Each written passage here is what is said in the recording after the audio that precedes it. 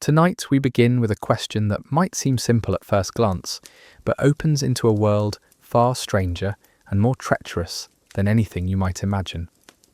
What was it actually like to be a traveller in medieval times? Because believe it or not, the simple act of going from one place to another in the Middle Ages was less about adventure and more about survival, less about discovery and more about not dying from dysentery in a ditch somewhere outside Canterbury. From merchant caravans trudging through muddy roads to pilgrims seeking salvation in distant shrines, medieval travel was an elaborate dance with danger, discomfort, and the very real possibility that you might never see home again. So before you settle in for tonight's journey through history, take a moment to like this video if it helps you drift off, and let me know in the comments where you're listening from and what time it is for you. It's always fascinating to see who's joining us from around the world as we explore the past together. Now, dim the lights, maybe adjust your pillows, and let's step back in time to when a 20-mile journey could take 3 days and cost you everything you owned. Picture yourself standing at the edge of your village in the year 1347. The morning mist clings to the cobblestones, and you're about to embark on what might be the most dangerous thing you've ever done in your life. Not climbing a mountain or fighting a dragon, mind you, just travelling to the next town over. In the medieval world, movement was not a right or convenience. It was a carefully calculated risk that required permission, preparation, and often divine intervention just to survive. Most people lived and died within a 10-mile radius of where they were born. The village blacksmith might never see the ocean. The baker's daughter could spend her entire life without glimpsing a city. Travel was reserved for the desperate, the devout, the wealthy, and the professionally mobile. But when people did travel, they entered a world that operated by entirely different rules.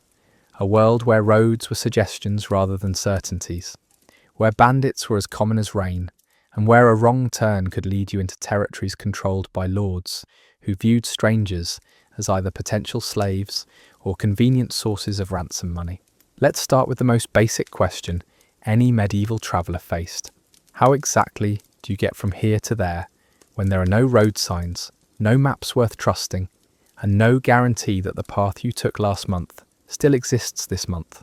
Medieval navigation was part skill, part guesswork, and part prayer. The lucky travellers might have access to crude maps drawn by monks or merchants, but these were often wildly inaccurate, featuring dragons in unknown territories and distances measured in days rather than miles. Most travellers relied on local knowledge passed down through oral tradition. They followed ancient Roman roads when possible, though many had fallen into disrepair or been reclaimed by forests. They navigated by landmarks, church spires, distinctive rock formations, and the position of the sun. At night, if they were educated enough, they might use the stars, but more often, they simply stopped moving when darkness fell, because travelling at night was essentially a death wish. The roads themselves were barely worthy of the name. What we generously call medieval roads were often nothing more than muddy tracks carved by generations of cartwheels and horse hooves. During dry seasons, they turned to dust that choked travellers and animals alike. During wet seasons, they became rivers of mud so deep that carts regularly became stuck for days. Some roads were so bad that travellers actually preferred to wade through streams rather than attempt the official route. Stone roads were rare and precious, usually remnants of Roman engineering that medieval societies struggled to maintain. These ancient highways were like golden threads connecting major cities. And when you found one, you guarded that knowledge carefully. But even the best roads came with their own dangers. They were prime hunting grounds for bandits precisely because they carried the most valuable traffic. Now, who exactly were these medieval travellers, brave or foolish enough to venture beyond their village boundaries? The categories were surprisingly diverse, each with their own motivations, methods, and mortality rates. Merchants formed the backbone of medieval travel, driven by profit margins that made the risks worthwhile. These were the men who hauled wool from England to Flanders, spices from Venice to London, and salt from coastal regions to inland communities hungry for flavour and preservation. Merchant travellers moved in groups called caravans, sometimes numbering in the hundreds. They hired armed guards, negotiated safe passage with local lords, and established regular routes that became the arteries of medieval commerce. But even with all these precautions, merchant caravans faced constant threats. Bandits studied their schedules and attacked at predetermined points. Corrupt officials demanded bribes at every border crossing. Weather could destroy months of investment in a single storm. Pilgrims represented another major category of medieval travellers, driven by faith rather than profit. These religious journeys could span continents, with pilgrims walking from England to Jerusalem, or from Scandinavia to Rome. Pilgrimage was simultaneously a spiritual quest and an incredibly dangerous undertaking. The roads to major religious sites were littered with the bones of those who died seeking salvation. But pilgrims had certain advantages that merchants lacked. They travelled under the protection of the church, which meant that attacking them was considered not just robbery, but sacrilege. Many religious orders established hospices along pilgrimage routes, providing food, shelter, and medical care to weary travellers. Still, the mortality rate among pilgrims was staggering, particularly on the longer journeys to the Holy Land. Then there were the professional travellers, the people whose jobs required constant movement. Royal messengers carried communications between courts, often riding to exhaustion and changing horses at predetermined stations. These men were the closest thing the medieval world had to a postal service, and their survival often determined the fate of kingdoms. Diplomatic envoys travelled between courts to negotiate treaties, arrange marriages, and prevent wars. Their journeys were often elaborate affairs involving large entourages, but they were also prime targets for enemies who wanted to prevent diplomatic success. Scholars and students formed another travelling class, moving between centres of learning in search of knowledge. A young man might study at Oxford, then travel to Paris for advanced work, then journey to Bologna to learn law. These academic travellers often possessed the most accurate maps and geographic knowledge, since education and curiosity went hand in hand with navigation skills. The nobility travelled for various reasons, from attending court to managing distant estates to leading military campaigns. When a lord travelled, it was rarely a simple affair. Noble travel involved massive entourages of servants, guards, cooks, and hangers-on. Moving a noble household from one location to another was like relocating a small town, complete with furniture, livestock, and enough supplies to maintain aristocratic standards of living. But perhaps the most dangerous category of medieval travellers were those who had no choice in the matter. Refugees fleeing wars, famines, or plagues moved across the landscape in desperate groups, carrying what little they owned and hoping to find safety somewhere ahead. These involuntary travellers had no resources for proper preparation, no connections for safe passage, and no legal protections.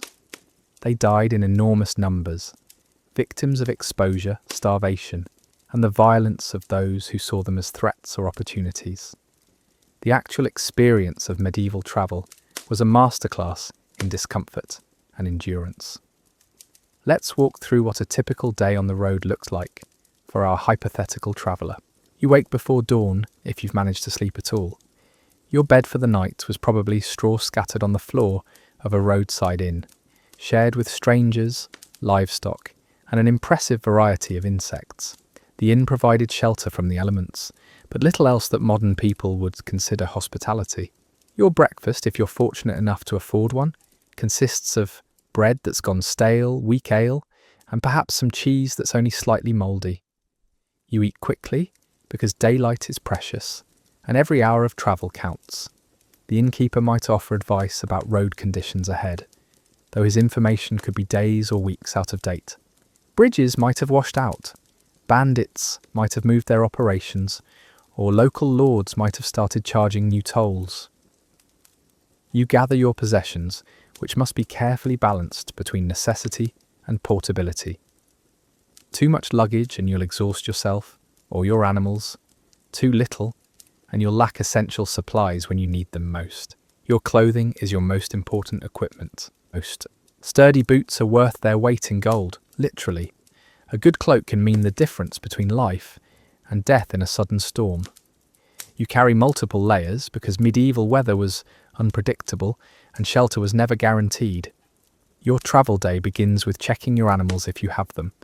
Horses, mules or oxen require constant attention. Their health directly determines your survival. A lame horse in the middle of nowhere means abandoning valuable transportation and continuing on foot. You inspect their shoes, check for injuries, and ensure they're properly fed and watered. Animals eat before people in the hierarchy of medieval travel priorities. As you set out on the road, you join a stream of other travellers, each with their own destinations and dangers. The medieval road was a social space where information was currency and companionship was safety. Travellers shared news, warnings about road conditions, and gossip from distant places. They formed temporary alliances for mutual protection, knowing that numbers discouraged bandits and wild animals. The pace of medieval travel was determined by the slowest member of your group and the condition of the road. On good days, with decent weather and solid footing, a walking traveller might cover 20 miles. More often, 15 miles represented a successful day's journey. Cart travel was slower, but allowed you to carry more supplies and trade goods. The trade-off between speed and capacity was a constant calculation that could determine the success or failure of your entire journey. Water was a constant concern that shaped every aspect of medieval travel. You couldn't trust water sources you encountered because medieval sanitation was primitive and contaminated water could kill you faster than bandits. Smart travellers carried their own water in leather containers, but water is heavy and spoils quickly. Finding clean, reliable water sources was a skill that separated experienced travellers from dead ones. Food presented an equally complex challenge that required careful planning and constant vigilance. Most travellers carried their own provisions, understanding that depending on roadside hospitality was a gamble with potentially fatal consequences. Your travel rations consisted of items that wouldn't spoil quickly in your pack. Hard biscuits that could break teeth but lasted for weeks. Dried meat that tasted like leather but provided essential protein. Nuts and dried fruits when you could afford them. Salt was precious both for preserving food and maintaining your body's balance during long days of walking and sweating. But carrying enough food for a long journey was impossible, which meant you had to resupply along the way. This is where medieval travel became a delicate dance between necessity and survival. Roadside inns offered meals, but the quality ranged from barely edible to genuinely dangerous. Innkeepers had little incentive to maintain food safety standards, and spoiled meat was often disguised with heavy spices or strong sauces. Travellers learned to recognise the signs of food poisoning and carried remedies that rarely worked. Village markets provided opportunities to buy fresh supplies, but they also exposed you to local politics and prejudices. Strangers were often viewed with suspicion, charged inflated prices, or sold inferior goods. Market days were opportunities for information gathering, but they were also when local authorities might question your business, demand to see travel documents, or simply decide you looked prosperous enough to rob. The question of where to sleep each night was perhaps the most pressing daily concern for medieval travellers.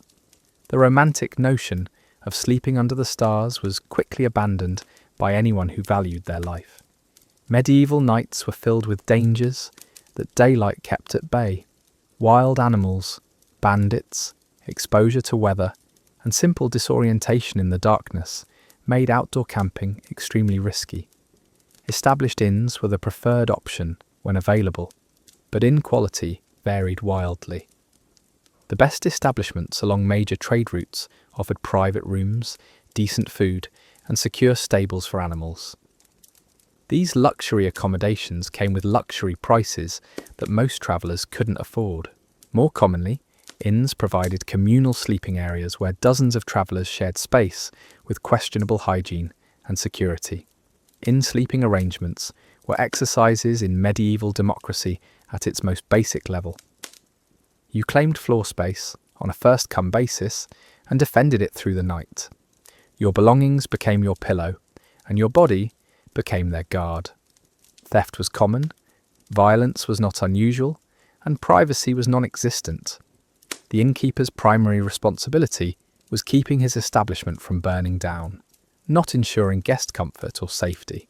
Religious establishments offered alternative accommodation for travellers, particularly pilgrims. Monasteries and convents maintained guest houses as part of their Christian duty to provide hospitality to strangers. These religious hostels were generally cleaner and safer than commercial inns, though they came with their own rules and expectations. Guests were expected to attend religious services, follow strict behavioural codes, and make donations according to their means. But religious hospitality wasn't unlimited or unconditional. Monasteries could and did turn away travellers they deemed undesirable. Merchants carrying luxury goods might be refused entry to prevent temptation among the monks. Women travelling alone faced additional scrutiny and restrictions. Groups that seemed too large or too well armed might be viewed as potential threats rather than pilgrims seeking shelter. When formal accommodation wasn't available or affordable, medieval travellers developed improvised solutions that required both creativity and desperation. Abandoned buildings provided shelter, but often harboured their own dangers. Ruined churches might offer partial roof coverage, while carrying spiritual risks of sleeping in desecrated spaces. Caves and rock overhangs provided protection from weather, but were frequently occupied by animals, bandits, or other travellers with unclear intentions. Some travellers arranged to sleep in barns or outbuildings by negotiating with local farmers. This required careful judgment about which farms to approach and how to present yourself as harmless but worthy of assistance.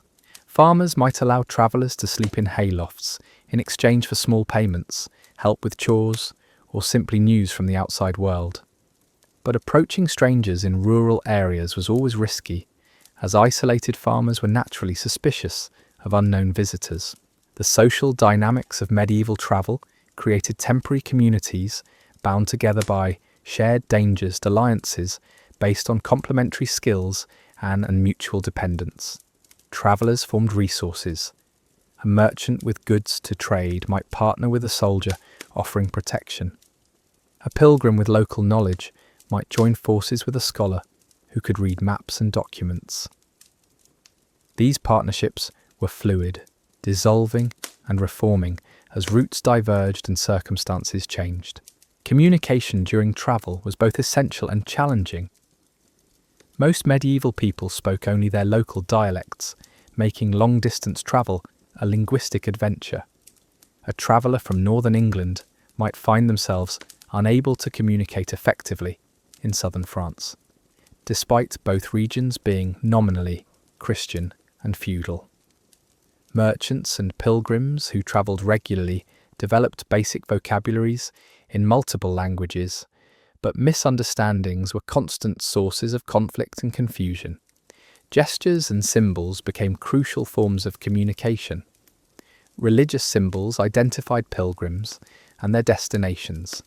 Guild marks indicated a traveller's profession and potential value as a trading partner.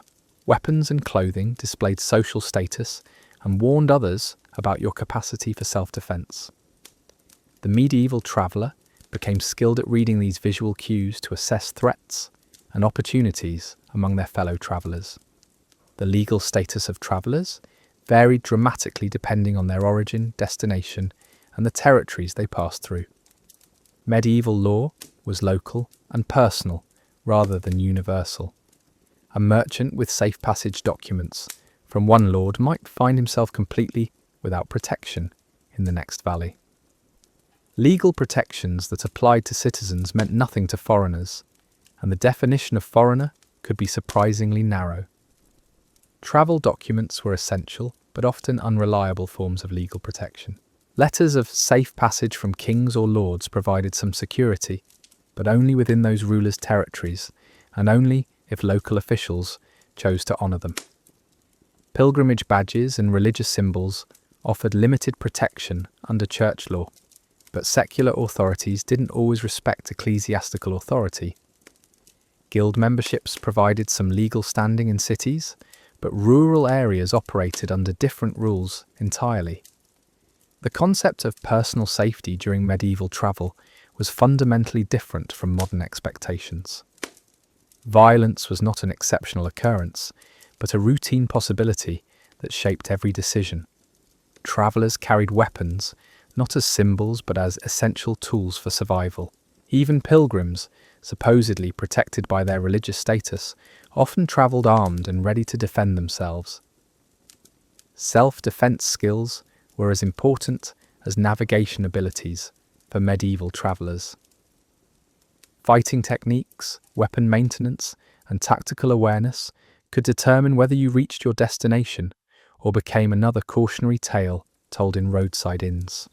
But violence was always a last resort, because injuries sustained far from home were often death sentences. A broken leg that might be treatable in your home village could kill you on a remote mountain pass. The psychological toll of medieval travel was perhaps its most underestimated challenge. Modern people struggle to imagine the mental strain of constant vigilance, uncertain outcomes, and complete separation from familiar support systems. Medieval travellers developed forms of resilience and adaptability that were essential for psychological survival, but the stress of long journeys left permanent marks on those who undertook them.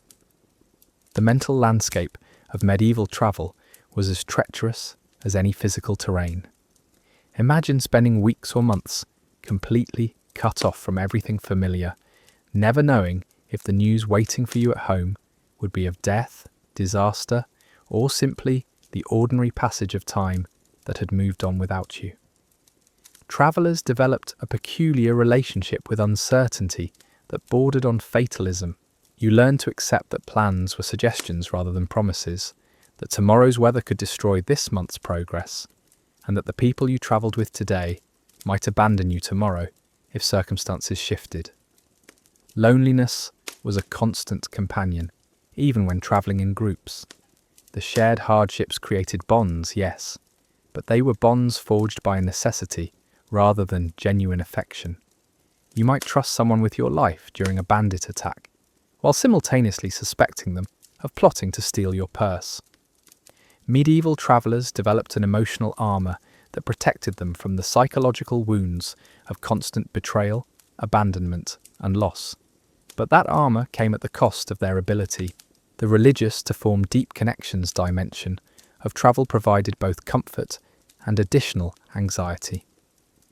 Most medieval people viewed their journeys through a spiritual lens, interpreting good fortune as divine favour and disasters as punishment for unknown sins. Every safe arrival was a miracle. Every loss was a test of faith. Travellers carried religious talismans, said prescribed prayers at certain landmarks, and made vows to saints in exchange for protection. But this spiritual framework also meant that failure or tragedy carried moral weight. If you died on the road, it might be seen as evidence of spiritual unworthiness rather than simple bad luck.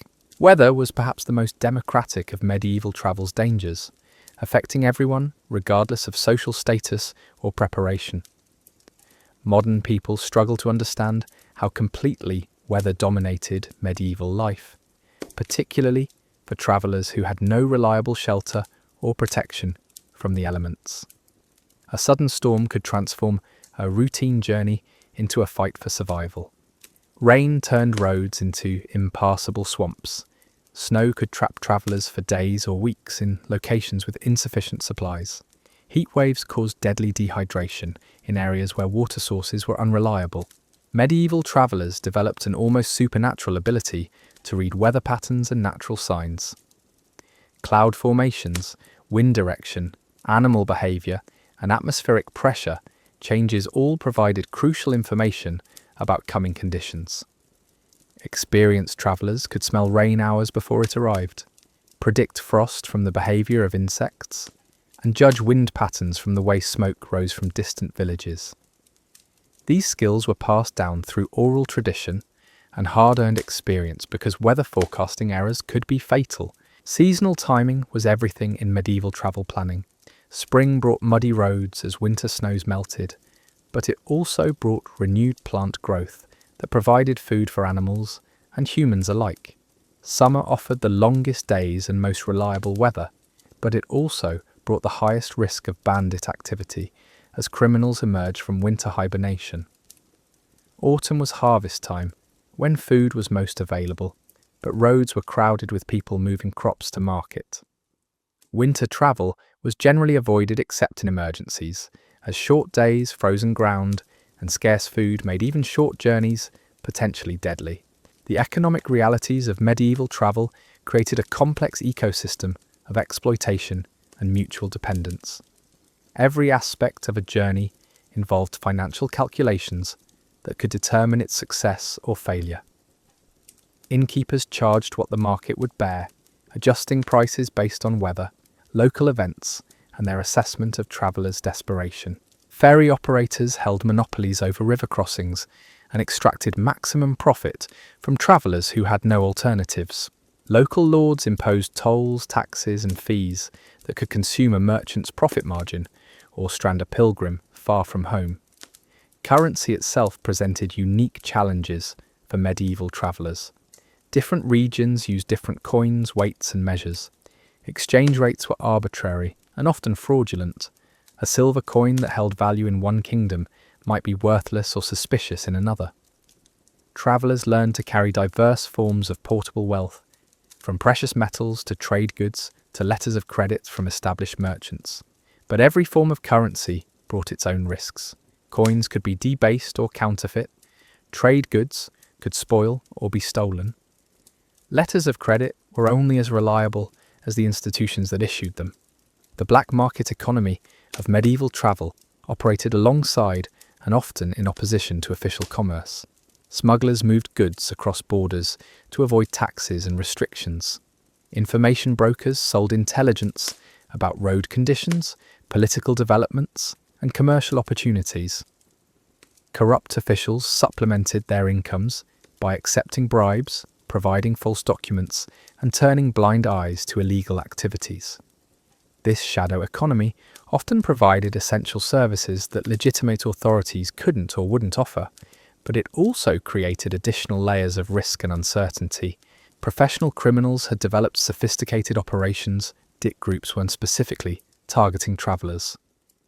Bant random collections of desperate men, but organised businesses with intelligence networks, planned operations, and established territories. They studied merchant routes, identified high-value targets, and struck at predetermined locations where escape routes were limited and help was unlikely to arrive. Some bandit groups maintained relationships with corrupt officials who provided information about valuable shipments in exchange for shares of the profits. The most successful bandits understood that reputation was as valuable as actual violence. A bandit group known for brutality might face less resistance because victims preferred to surrender their goods rather than fight hopeless battles. Conversely, bandits known for keeping their word might actually negotiate with merchants, taking agreed-upon percentages rather than everything, because this approach encouraged cooperation and reduced the likelihood of armed resistance or pursuit by authorities. Pirates operated similar businesses along coastal and river routes, understanding that water travel offered even fewer escape options than road travel. River pirates were particularly dangerous because they controlled natural bottlenecks where travellers had no alternative routes. Coastal pirates could strike merchant ships carrying the most valuable cargoes, knowing that survivors would have difficulty reaching authorities who could organise pursuit. The legal response to travel-related crime was inconsistent and often ineffective. Local lords had incentives to protect travellers within their territories, since commerce generated tax revenue, and pilgrims brought religious prestige. But jurisdiction ended at territorial boundaries, and criminals could simply move their operations to areas with less effective law enforcement. Pursuit across territorial boundaries required diplomatic negotiations that could take longer than the criminals needed to disappear entirely. Some regions developed specialized law enforcement units for protecting travelers. The Knights Templar provided security for pilgrims traveling to the Holy Land, combining religious authority with military effectiveness. Trade guilds hired private guards to protect their members' shipments. Royal messengers travelled with military escorts when carrying sensitive communications. But these protective services were expensive and available only to travellers with sufficient resources or political connections. The medical challenges of medieval travel were particularly terrifying because injuries and illnesses that were treatable at home became death sentences on the road. Medieval medicine was primitive under the best circumstances, but travel medicine was practically non-existent. Travellers carried basic supplies like bandages, herbal remedies, and simple surgical tools, but serious medical emergencies required divine intervention more than human skill. Broken bones were especially dangerous for travellers because they required extended immobilization and care. A merchant with a broken leg might have to abandon his goods and animals just to survive. A pilgrim with similar injuries might be left behind by companions who couldn't afford to delay their own journeys. Some travellers developed improvised medical skills through necessity, learning to set bones, stitch wounds, and treat common illnesses with whatever materials were available. Disease posed perhaps the greatest medical threat to medieval travellers. Crowded inns were breeding grounds for communicable diseases. Contaminated water sources spread dysentery and other gastrointestinal ailments. Poor nutrition and constant stress weakened immune systems, making travellers vulnerable to infections that their bodies might normally fight off. Plague outbreaks could trap travellers in quarantined areas or force them to detour through even more dangerous routes. Mental illness and emotional breakdown were recognised but poorly understood aspects of travel medicine. The stress of constant danger, separation from family, and uncertain outcomes caused some travellers to develop what we might recognise today as anxiety disorders, depression, or post-traumatic stress. Medieval people attributed these conditions to spiritual causes rather than psychological ones, treating them with prayer, pilgrimage, or exorcism rather than rest and counselling. The social hierarchies that defined medieval life became even more pronounced during travel, where survival often depended on your ability to command respect, inspire fear, or appear too worthless to rob. Noble travellers moved in elaborate processions designed to display their status and discourage attacks. They travelled with armed escorts, servants, and enough supplies to maintain aristocratic standards of living even on the road. But this conspicuous wealth also made them attractive targets for ambitious criminals, willing to risk attacking high-value, well-defended targets. Merchant travellers occupied a middle ground in the social hierarchy of the road. They had enough wealth to afford decent accommodations and higher protection, but not enough status to command automatic respect or assistance. Successful merchants developed skills in reading social situations, knowing when to display wealth to gain access and when to appear poor to avoid attention. They learned to negotiate from positions of weakness while maintaining enough dignity to conduct business effectively. Common travellers, including pilgrims, labourers and refugees, formed the bottom of the road's social pyramid. They had little wealth to attract criminals, but also little protection from abuse by authorities or fellow travellers. Their survival strategies focused on invisibility, mutual cooperation, and the occasional protection of higher status travellers who might value their local knowledge or practical skills. Women travellers faced additional challenges that reflected and amplified the gender restrictions of medieval society. Women travelling alone were automatically suspect, since respectable women were expected to remain under male protection and authority. Female pilgrims might gain some protection from their religious status, but they were still vulnerable to sexual assault, false accusations, and social ostracism. Women often disguised themselves as men when travelling, though this deception carried its own risks if discovered. Noble women travelled with elaborated protection through numbers female entourages that provide in social status, but even aristocratic women were expected to maintain appropriate feminine behaviour while managing the practical challenges of life on the road. They had to balance the need for security with social expectations about modesty, piety, and dependence on male authority. The children who travelled in medieval times faced dangers that modern parents would find unimaginable. Child mortality rates were already high in settled communities, but travel multiplied every risk. Children could be separated from their families during attacks, abandoned when resources became scarce, or sold into slavery by desperate parents or unscrupulous companions.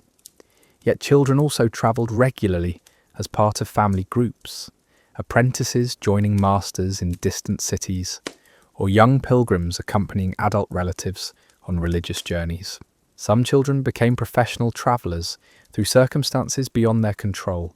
Orphans might attach themselves to merchant caravans or pilgrim groups, trading labour for protection and sustenance. Young people from poor families might be sold or apprenticed to travelling merchants. Learning traded travellers developed survival skills that serve skills while providing cheap labour. These child them well in adulthood, but at enormous psychological and physical costs. The animals that made medieval travel possible deserve recognition as the unsung heroes of countless journeys that would have been impossible on foot. Horses were the aristocrats of travel animals, fast and prestigious, but expensive to maintain and vulnerable to injury and disease. A good horse could mean the difference between life and death in dangerous situations, but horses required grain, skilled care, and secure stabling that weren't always available on the road. Mules offered a practical compromise between the speed of horses and the endurance of oxen. They could carry heavy loads, survive on poor food, and navigate difficult terrain that would challenge horses. Mules were also less likely to be stolen than horses, since they lacked the prestige value that made horses attractive to thieves. But mules were also stubborn, slow, and sometimes refused to work in conditions where horses might continue. Oxen were the workhorses of medieval travel, capable of pulling heavy carts and surviving on roadside grass. They were slow but reliable, cheap to maintain, but valuable enough to be worth protecting. Ox-drawn carts could carry entire households, trade goods, or groups of travellers who couldn't afford individual mounts. But oxen were also vulnerable to predators and harsh weather, and their slow pace made them easy targets for bandits who had time to plan elaborate ambushes. The relationship between travellers and their animals was intimate and essential. Your animal affected your survival's health directly chances, so experienced travellers became skilled veterinarians through necessity. They learned to recognise signs of lameness, disease and fatigue. They carried basic medical supplies for treating animal injuries. They understood animal psychology well enough to coax maximum performance from exhausted or frightened beasts. But animals also represented significant financial investments that could be lost through theft, accident, or simple bad luck. A merchant whose pack animals died or were stolen might lose not only his transportation, but also his ability to carry trade goods. Travellers developed strategies for protecting their animals that were as sophisticated as their plans for protecting themselves and their possessions. The infrastructure that supported medieval travel was a patchwork of ancient Roman engineering, hastily constructed local solutions, and dangerous gaps where no one had bothered to build anything at all. Bridges were particularly precious and precarious pieces of medieval technology. A well-maintained stone bridge could save travellers days of dangerous river crossings, but such bridges were rare and often controlled by lords who charged hefty tolls for passage. Most on-ferries operate river crossings relied by local families who had inherited the right to transport travellers across specific waterways. These ferry operations were small family businesses that could make or break a journey. Ferry operators held enormous power over travellers, knowing that their services were often the only alternative to dangerous fords or lengthy detours. They adjusted their prices based on weather, water levels, and their assessment of how desperately travellers needed to cross. Ford crossings represented the free but dangerous alternative to bridges and ferries. These shallow points in rivers had been used for generations, but water levels changed with seasons and weather. A ford that was knee-deep in summer might become a raging torrent in spring. Travellers had to judge water conditions carefully, because a miscalculation could sweep away animals, goods, and lives in minutes. Some rivers had no crossing points at all for miles, forcing travellers into lengthy detours that added days or weeks to their journeys.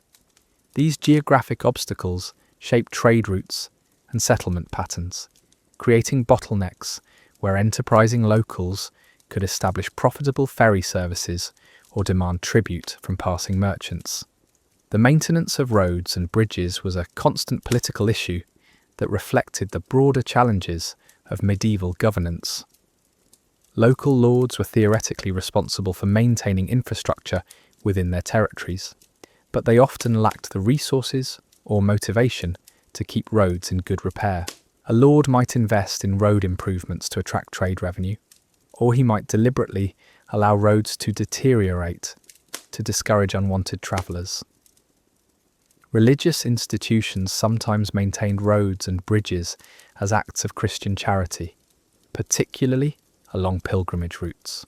Monasteries might organise bridge-building projects as communal efforts that served both practical and spiritual purposes. But even religious road maintenance was inconsistent and dependent on the financial health and priorities of individual institutions. The technology of medieval road construction was surprisingly sophisticated when resources were available to implement it. Roman engineering techniques were still known and sometimes applied, involving careful attention to drainage, foundation preparation, and surface materials. But most medieval roads were built using simpler methods that prioritized speed and cost over durability. Wooden bridges were more common than stone ones, being faster and cheaper to construct. But wooden bridges required constant maintenance and were vulnerable to fire, flood, and simple decay. A wooden bridge that collapsed during a traveller's crossing could kill everyone attempting the passage and strand others on the wrong side of the river for days or weeks. The politics of road maintenance reflected broader tensions between local autonomy and centralised authority. Kings and emperors wanted good roads for moving armies and communications, but they depended on local lords to build and maintain those roads. This created ongoing conflicts between central demands and local resources, with travellers bearing the consequences of political disagreements. Toll collection was another source of constant friction between authorities and travellers. Lords established toll stations at bridges, mountain passes, and other strategic locations where travellers had no alternative routes. These tolls were supposed to fund road maintenance, but the money often disappeared into general revenues or private pockets. Some regions developed elaborate systems of toll reciprocity, where merchants who paid tolls in one territory received documents allowing free passage through allied territories. But these agreements were complex, frequently violated, and often broke down during political conflicts. Travellers needed detailed knowledge of local political relationships to avoid paying multiple tolls for the same journey. The seasonal rhythms of medieval travel created annual cycles of activity and dormancy that shaped entire regional economies. Spring brought the first wave of travellers emerging from winter hibernation, but also the worst road conditions as melting snow and spring rains turned paths into impassable swamps. Early spring travellers faced the highest risk of getting stranded by sudden weather changes or finding that bridges had been damaged by winter storms and spring floods. Summer was the peak travel season, when roads were most passable and daylight lasted longest. But summer travel also brought the greatest competition for accommodations and the highest prices for food and lodging.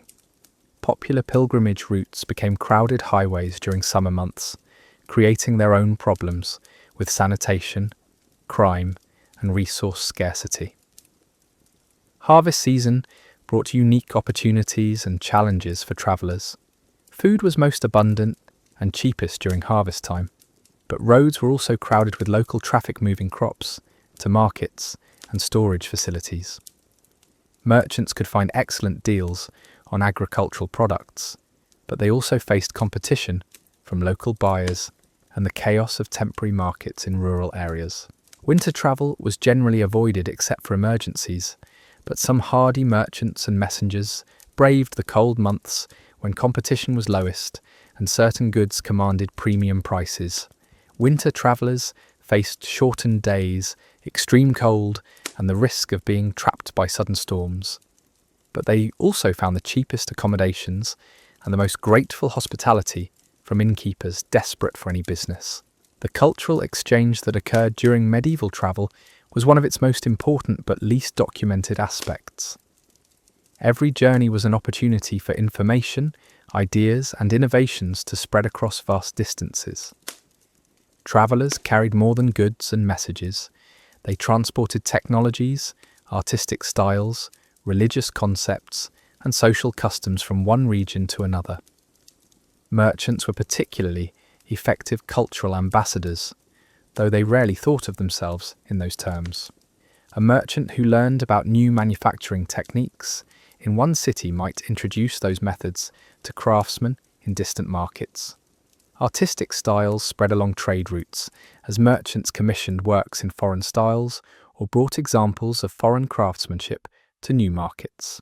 Pilgrims carried religious ideas and practices across enormous distances, creating connections between distant religious communities. A pilgrim who learned new devotional practices at a famous shrine might introduce those practices to his home community. Religious art and architecture spread along pilgrimage routes as communities competed to create impressive displays for visiting pilgrims. Scholars and students were perhaps the most intentional cultural exchangers, deliberately seeking out new ideas and knowledge. A student who studied at multiple universities carried intellectual traditions between institutions. Scholars who travelled to examine manuscripts or consult with distant colleagues created networks of intellectual exchange that transcended political boundaries. Even involuntary travellers like refugees and displaced persons contributed to cultural exchange, though their contributions were rarely acknowledged or appreciated. Refugees brought skills, knowledge, and cultural traditions to new communities, often enriching their destinations in ways that weren't recognised until generations later. The languages of medieval travel created their own fascinating subculture of communication. Traders developed simplified vocabularies that allowed basic communication across language barriers. These trade languages combined words from multiple regional dialects with gestures, numbers, and symbols to enable commercial negotiations between people who shared no common tongue. Religious travellers used Latin as a common language, though their pronunciation and comprehension varied wildly. A pilgrim who could recite Latin prayers might not be able to conduct a complex conversation in Latin, leading to amusing misunderstandings and creative communication strategies. Religious symbols and gestures supplemented verbal communication, allowing pilgrims to identify each other and request assistance across language barriers. Professional travellers like messengers and diplomats often became skilled linguists through necessity, learning enough of multiple languages to conduct basic business. These practical polyglots served as informal translators and cultural interpreters, helping other travellers navigate foreign territories and customs. The written communications of medieval travel reveal the complexity and sophistication of long-distance networks that connected distant regions. Merchants maintained correspondence with suppliers, customers, and partners across vast distances, creating business networks that spanned continents. These commercial letters provide glimpses into the practical realities of medieval trade, including detailed discussions of market conditions, transportation costs, and political developments that affected commerce. Diplomatic correspondence created another layer of long-distance communication that required reliable messenger services and secure transportation. Diplomatic pouches carried sensitive information that could determine the fate of kingdoms, making diplomatic messengers high-value targets for enemies and competitors. Personal letters between family members, separated by distance, reveal the emotional costs of medieval travel.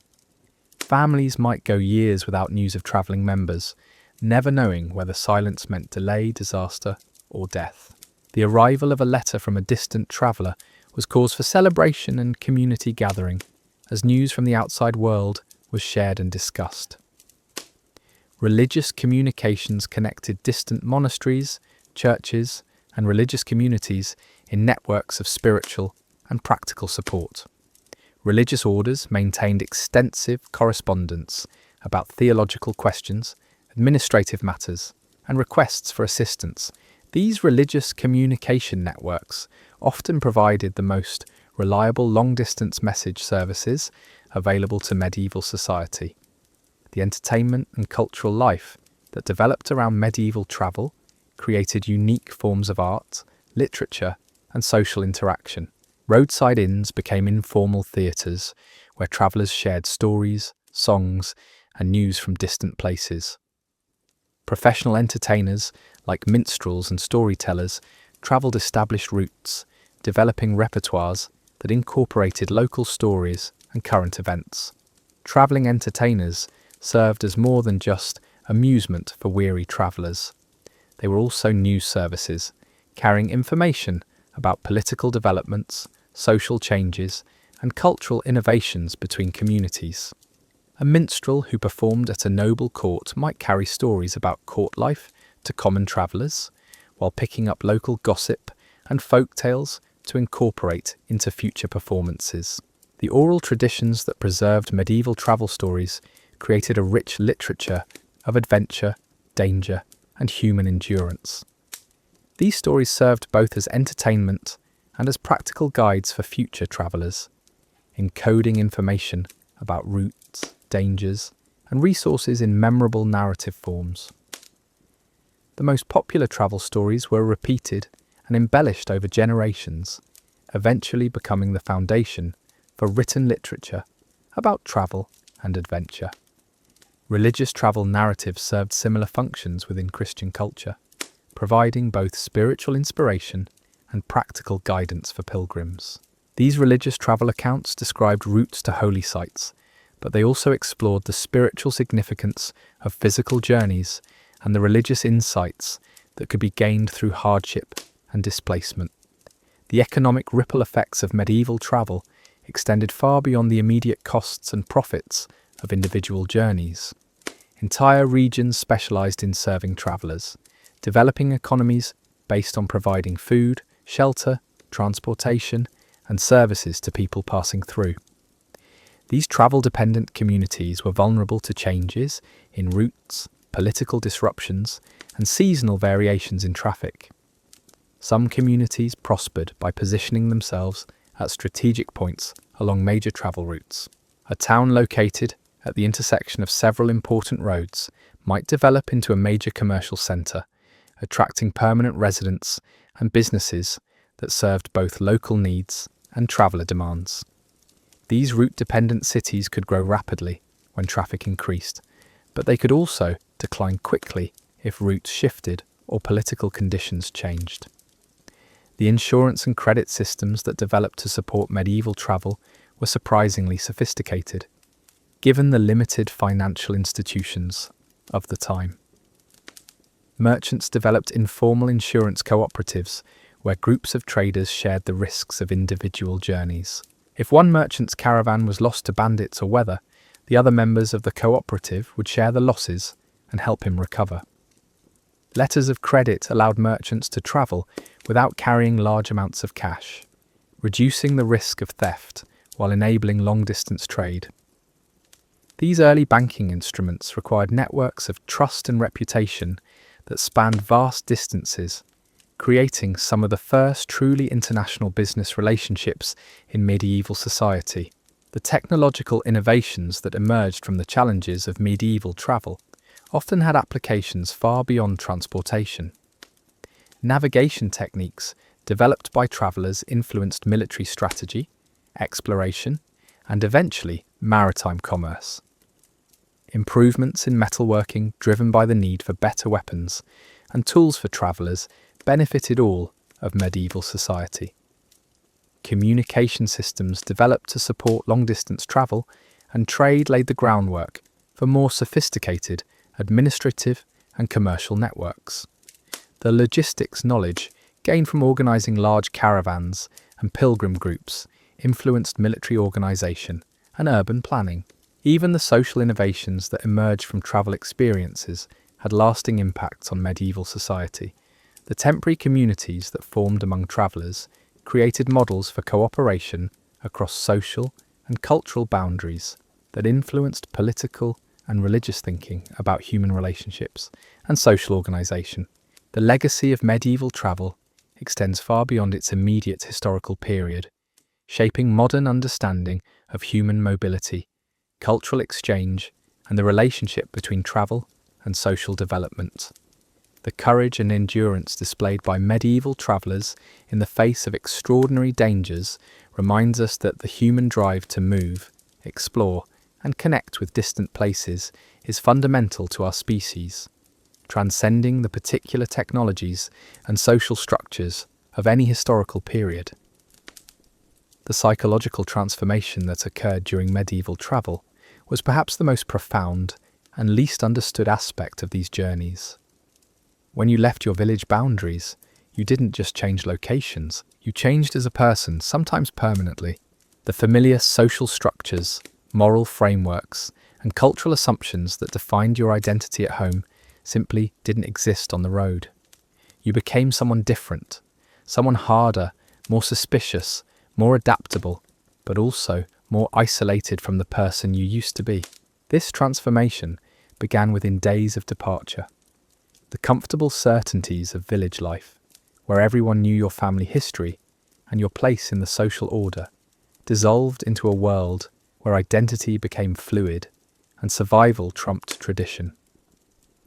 A farmer's son might find himself leading a group of lost merchants through dangerous territory, wielding authority he'd never possessed at home. A merchant's daughter disguised as a boy might discover capabilities and freedoms that her gender had never allowed her to explore. The moral landscape of travel was equally disorienting. Actions that would be scandalous or criminal in settled communities became necessary survival strategies on the road. Lying about your destination to avoid bandits, abandoning sick companions who slowed the group, or stealing food when starvation threatened. These weren't moral failings, but practical necessities that separated the living from the dead. Travelers developed a code of ethics that prioritized survival over conventional morality, though they often struggled with guilt and spiritual anxiety about the compromises they'd made. The constant exposure to different cultures, languages, and belief systems challenged medieval people's understanding of truth and proper behavior. A pilgrim who encountered Muslim merchants might discover that these supposed infidels were more honest in their dealings than Christian traders. A merchant who traded in Jewish communities might find scholarly discussions more sophisticated than anything available in his home parish. These experiences didn't necessarily make medieval travellers more tolerant, but they did make them more pragmatic about the gap between religious teachings and human reality. The skills that travellers developed often had little application in settled life, creating a class of people who were permanently changed by their experiences on the road. The ability to read terrain for ambush sites, negotiate with armed strangers, or sleep soundly while maintaining alertness for danger. These weren't talents that village life required or appreciated. Some travellers found themselves unable to readjust to the slower pace and smaller concerns of home communities after experiencing the intensity and scope of life on the road. The stories that travellers brought back were carefully edited for their audiences. The full truth about the brutalities, moral compromises, and psychological costs of travel would have been too disturbing for people who lived their entire lives within familiar boundaries. Instead, travellers shared sanitized versions that emphasized adventure over suffering, courage over desperation, and divine protection over random luck. These edited narratives shaped public understanding of travel while concealing its true human costs. Some travellers never fully returned home, even when they physically arrived back in their villages of origin. They carried within themselves the knowledge of how arbitrary and fragile civilization really was, how quickly the veneer of law and order could disappear when survival was at stake. This knowledge created a permanent sense of alienation from people who had never tested themselves against genuine mortal danger or discovered what they were truly capable of when pushed beyond their limits.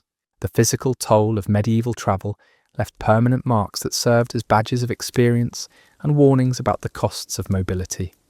Scars from weapons, injuries from accidents, and the premature aging caused by exposure and stress marked veteran travellers as surely as military service marked soldiers. These physical markers created informal hierarchies among travelling communities, where visible evidence of survival commanded respect and credibility. But the invisible wounds were often deeper and more lasting. The constant vigilance required for survival on dangerous roads created what we might recognise today as chronic anxiety disorders. The repeated exposure to violence and death left psychological scars that medieval medicine had no tools to address. The social isolation of life among strangers created forms of depression and emotional numbness that could persist long after the journey ended. Medieval travellers developed coping mechanisms that ranged from religious obsession to complete emotional detachment. Some threw themselves into elaborate devotional practices, interpreting every danger survived as evidence of divine favour and every loss as punishment for unknown sins. Others adopted a fatalistic cynicism that protected them from emotional investment in outcomes they couldn't control. Both responses served psychological functions, but they also changed people in ways that made reintegration into normal social life difficult. The seasonal affected entire regions. Patterns of medieval travel created annual rhythms that not just individual, that expanded and contracted with along major routes, developed economies travellers, communities the travelling seasons like breathing, inns that bustled with activity during summer months, became ghost towns during winter. Craftsmen who specialised in travel goods might work frantically during peak season and face near starvation during the off months. This seasonal economy created unique social dynamics within travel-dependent communities. Permanent residents had to coexist with temporary populations that could triple or quadruple the local population during peak travel periods. The social tensions between locals and travellers were constant sources of conflict, as permanent residents resented the disruption while depending economically on the very people they found objectionable. Local authorities struggled to maintain order when their jurisdictions were flooded with strangers who had no stake in community stability and might disappear before facing consequences for their actions. Crime rates fluctuated wildly with traveller populations, and local law enforcement was often overwhelmed by the scale and complexity of problems that travelling seasons brought. The cultural mixing that occurred in these seasonal boomtowns created unique hybrid communities that existed nowhere else in medieval society. Languages blended, customs merged, and new traditions emerged from the intersection of multiple travelling cultures. These communities became laboratories for social innovation, though their experiments were rarely documented or preserved for posterity. The religious dimensions of medieval travel extended far beyond simple pilgrimage to encompass complex theological questions about movement, permanence, and spiritual development. The Christian ideal of stability, embodied in monastic vows and parish loyalty, existed in constant tension with biblical examples of spiritual journeys and divine callings that required physical displacement. This theological contradiction created ongoing debates about whether travel was spiritually beneficial or dangerous. Some religious thinkers argued that physical pilgrimage was merely an external symbol of interior spiritual movement, and that true devotion required stability rather than mobility. Others contended that exposure to different places and peoples was essential for spiritual growth, and that the hardships of travel provided opportunities for spiritual testing and development that couldn't be found in comfortable, familiar surroundings. The practical reality was that travel exposed people to religious diversity that challenged simple theological categories. A Christian pilgrim traveling to Jerusalem might encounter Eastern Orthodox practices that differed significantly from Western Catholic traditions. The discovery that other Christians worshipped differently raised uncomfortable questions about religious authority and the universality of church teachings. Similarly, contact with Jewish and Muslim communities along trade routes forced medieval Christians to confront the intellectual sophistication and moral seriousness of non-Christian traditions. While official church doctrine condemned these religions as false, individual travelers often developed more nuanced understanding based on personal experience with adherents who demonstrated wisdom, honesty, and spiritual depth. The geographical knowledge that accumulated through medieval travel was both more extensive and less accurate than modern people might expect. Experienced travelers developed remarkably detailed understanding of specific routes, including information about seasonal variations, political conditions, and resource availability that was essential for survival. But this practical knowledge was often accompanied by wildly inaccurate beliefs about distant regions and peoples. Maps, when they existed at all, were more symbolic than geographical, emphasizing religious and political relationships rather than physical distances or accurate spatial relationships. A medieval map might show Jerusalem at the center of the world, not because mapmakers thought it was geographically central, but because it was spiritually central to Christian worldview.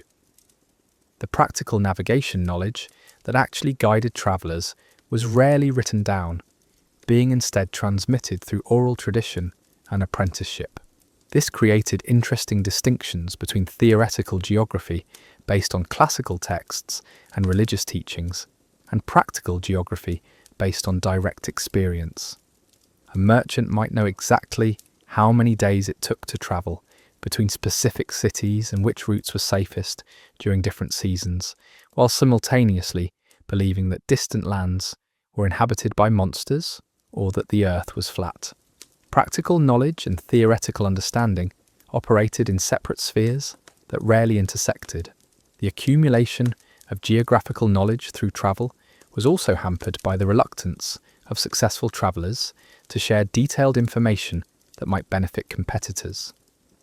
Merchants who discovered profitable new routes or reliable suppliers guarded that information carefully, creating competitive advantages that could last for generations.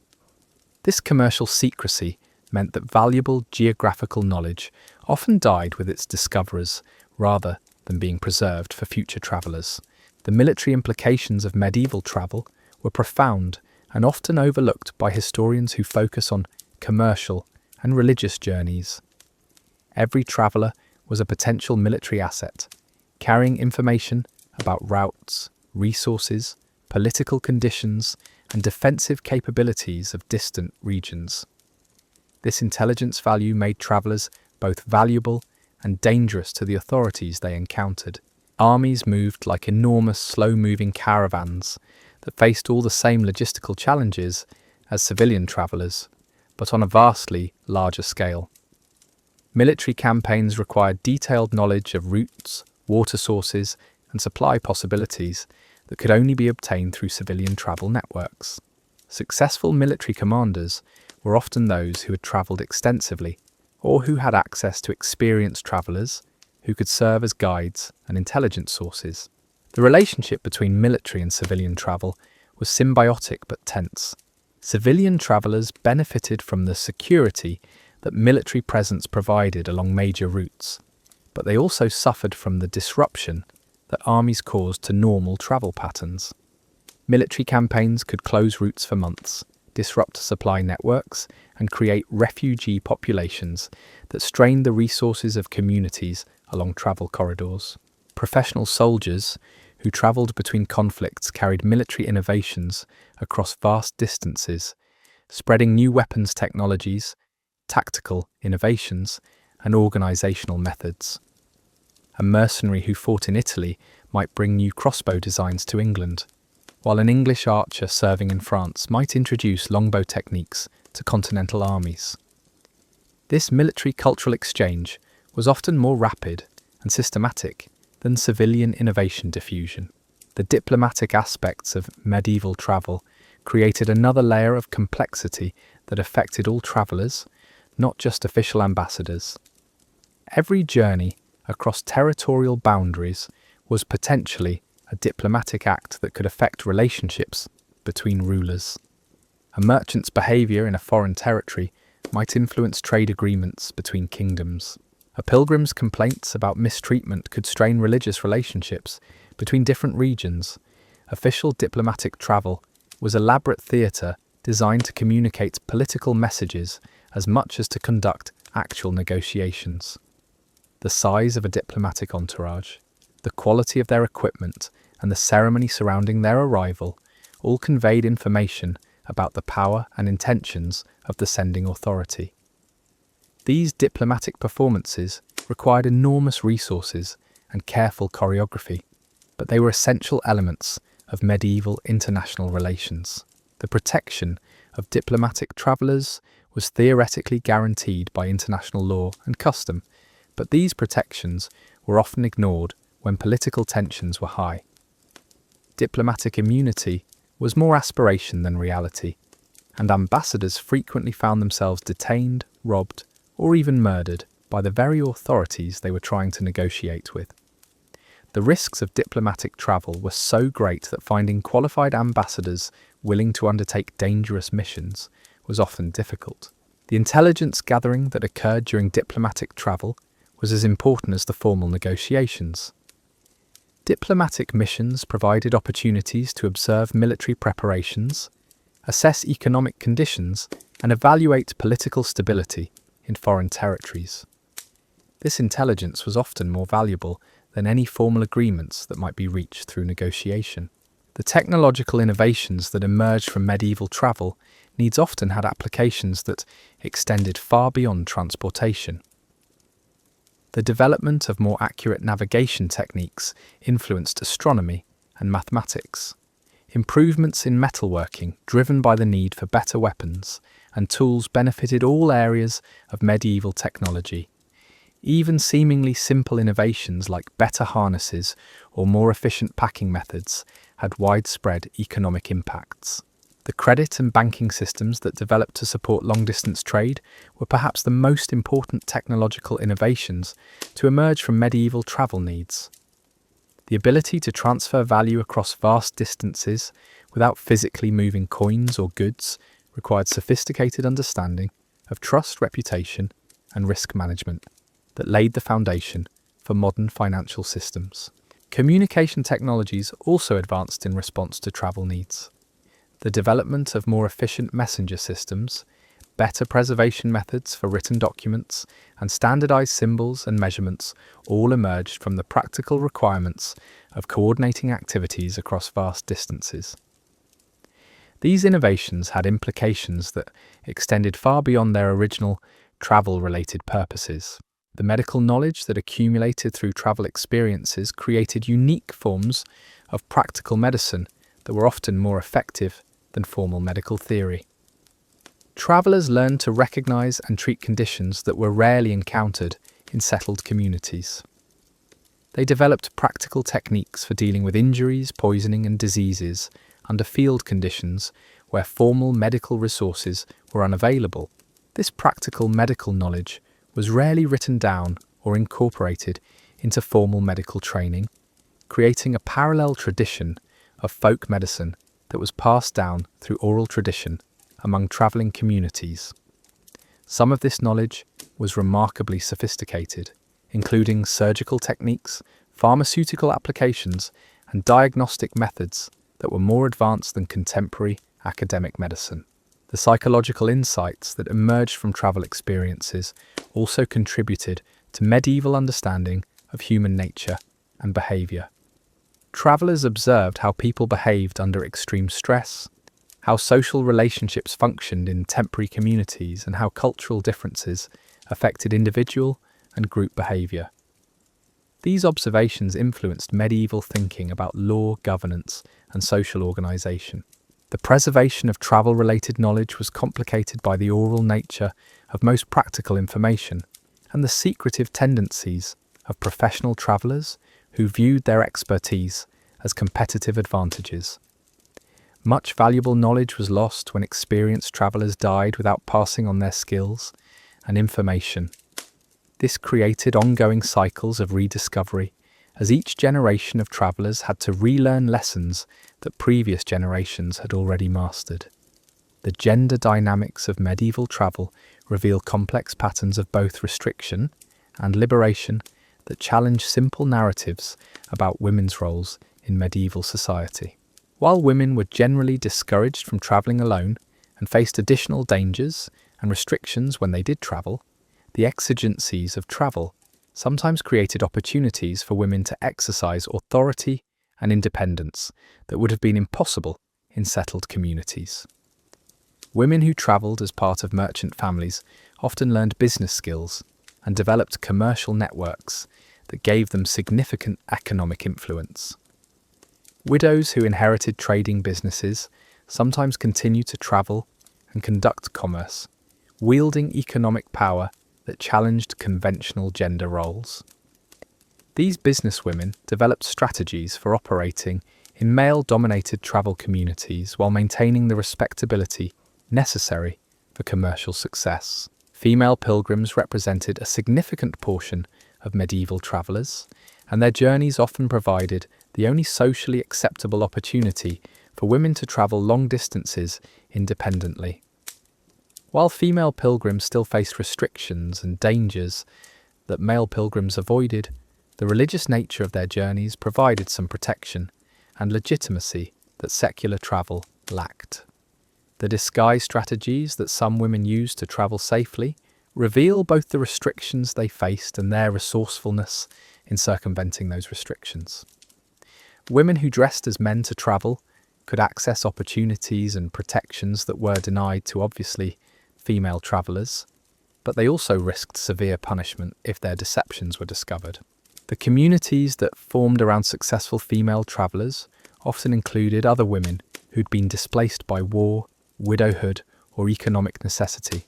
These informal networks of travelling women provided mutual support and protection, while challenging conventional assumptions about female capabilities and independence.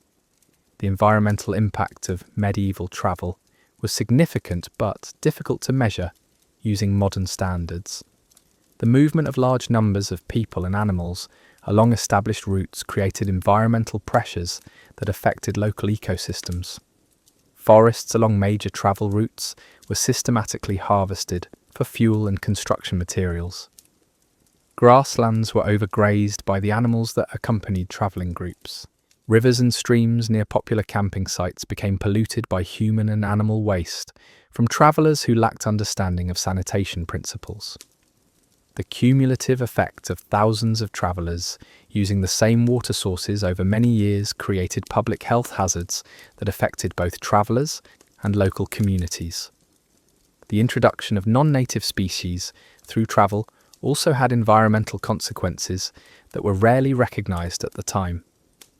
Animals that escaped from travelling groups established populations in new regions.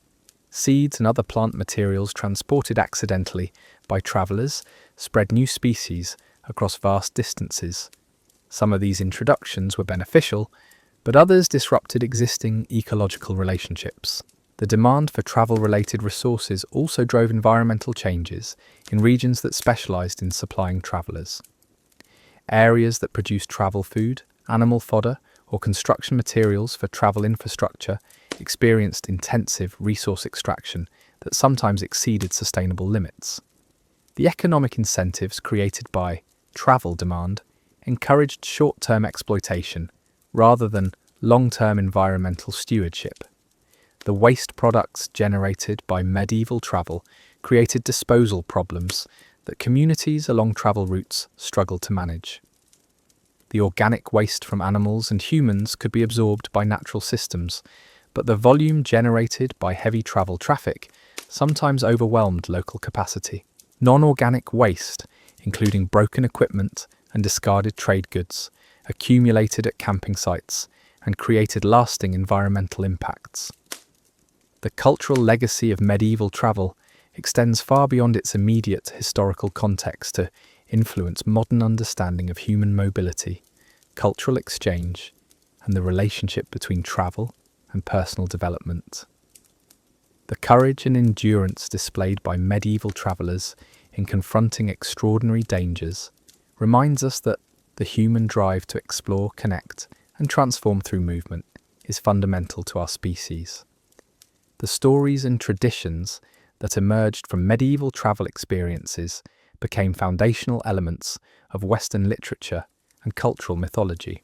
Tales of dangerous journeys, miraculous survivals, and transformative encounters shaped cultural narratives about adventure, heroism, and personal growth that continue to influence modern storytelling and self-understanding. The practical innovations that emerged from medieval travel needs laid the groundwork for transportation, communication, and financial systems that evolved into modern infrastructure.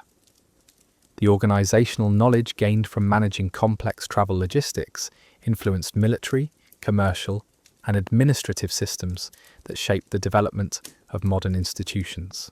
The social experiments that occurred within temporary travel communities provided models for cooperation across cultural and social boundaries that influenced political and religious thinking about human relationships and social organization.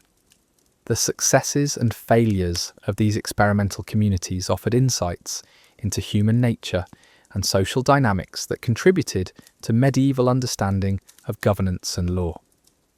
Perhaps most importantly, medieval travel demonstrated the transformative power of displacement and challenge in human development. The psychological and cultural changes that occurred when people left familiar environments and confronted unfamiliar challenges revealed human capacities for adaptation, learning never have emerged, and growth that might in stable, comfortable circumstances. This understanding of travel as a catalyst for personal transformation became a permanent element of Western culture that continues to influence modern attitudes toward education, personal development, and the value of diverse experiences. The networks of human connection that were created through medieval travel laid the foundation for the interconnected world that we inhabit today. Every merchant who established relationships with distant suppliers, every pilgrim who carried stories between communities, and every traveller who shared knowledge across cultural boundaries contributed to the gradual emergence of a global human community that transcended local boundaries and tribal loyalties. The economic systems that developed to support medieval travel created models for international commerce that evolved into modern global trade networks. The credit arrangements, insurance cooperatives, and trading partnerships that emerged from medieval travel needs demonstrated that complex economic relationships could function across vast distances and cultural differences, laying the groundwork for the integrated global economy that characterizes the modern world. The diplomatic protocols that governed medieval travel created elaborate systems of identification and protection that were simultaneously essential and unreliable. Travellers carried letters of safe conduct, pilgrimage badges, guild tokens, and other documents that theoretically guaranteed their right to passage through foreign territories. But these documents were only as valuable as the political relationships between the issuing and recognising authorities, and those relationships changed with bewildering frequency.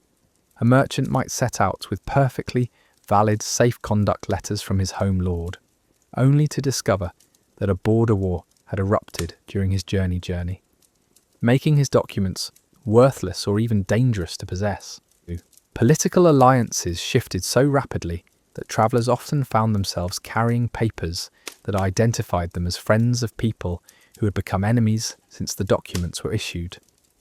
The safest strategy was often to carry multiple sets of documents from different authorities and hope that at least one would be recognised wherever you found yourself. The forgery of travel documents was a thriving criminal enterprise that created additional layers of uncertainty and danger. Skilled forgers could produce convincing replicas of official seals and signatures, selling false documents to travellers who couldn't obtain legitimate ones. But the penalties for carrying forged documents were severe, often including imprisonment, confiscation of goods, or even execution.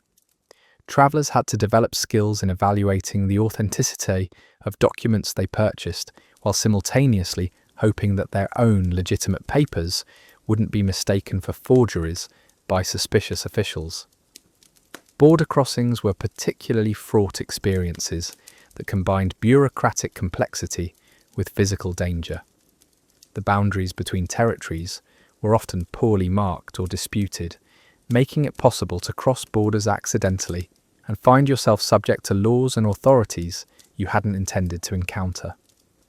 Some borders were heavily fortified and carefully monitored, requiring travellers to wait for days or weeks for permission to pass. Others were completely unguarded, offering easy passage but also providing no protection against bandits who operated in these lawless zones. The officials who controlled border crossings wielded enormous power over travellers' fates and frequently abused that power for personal gain. Border guards might demand bribes that exceeded the official fees, confiscate goods under dubious legal pretenses, or detain travellers while extorting additional payments for their release. Female travellers faced particular vulnerabilities at border crossings, where corrupt officials might demand sexual favours in addition to or instead of monetary payments. The language barriers that travellers encountered at borders created additional opportunities for misunderstanding and exploitation.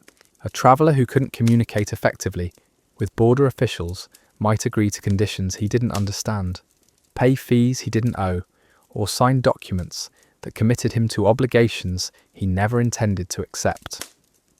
Some border regions developed simplified trade languages that allowed basic communication, but these pidgin tongues were inadequate for complex legal or diplomatic discussions.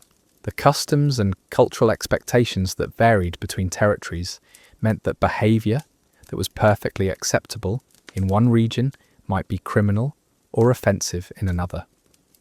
Travellers had to learn not just the laws of different territories, but also the unwritten social codes that governed acceptable conduct. A gesture that was friendly in one culture might be insulting in another.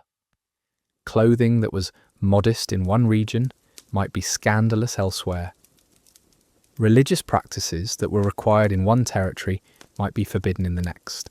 The seasonal migrations that characterised some forms of medieval travel created temporary communities that existed for only part of each year, but developed their own complex social structures and traditions. Merchant caravans that followed annual trade routes, pilgrimage groups that travelled to seasonal religious festivals, and seasonal labourers who moved between regions for harvest work, all formed communities that assembled, functioned, and dissolved according to predictable annual cycles. These seasonal travelling communities developed sophisticated systems for managing the challenges of temporary association. Leadership roles were established through combinations of experience, wealth, and personal authority. Decision-making processes evolved to balance individual interests against group survival. Conflict resolution mechanisms emerged to handle disputes that could threaten group cohesion.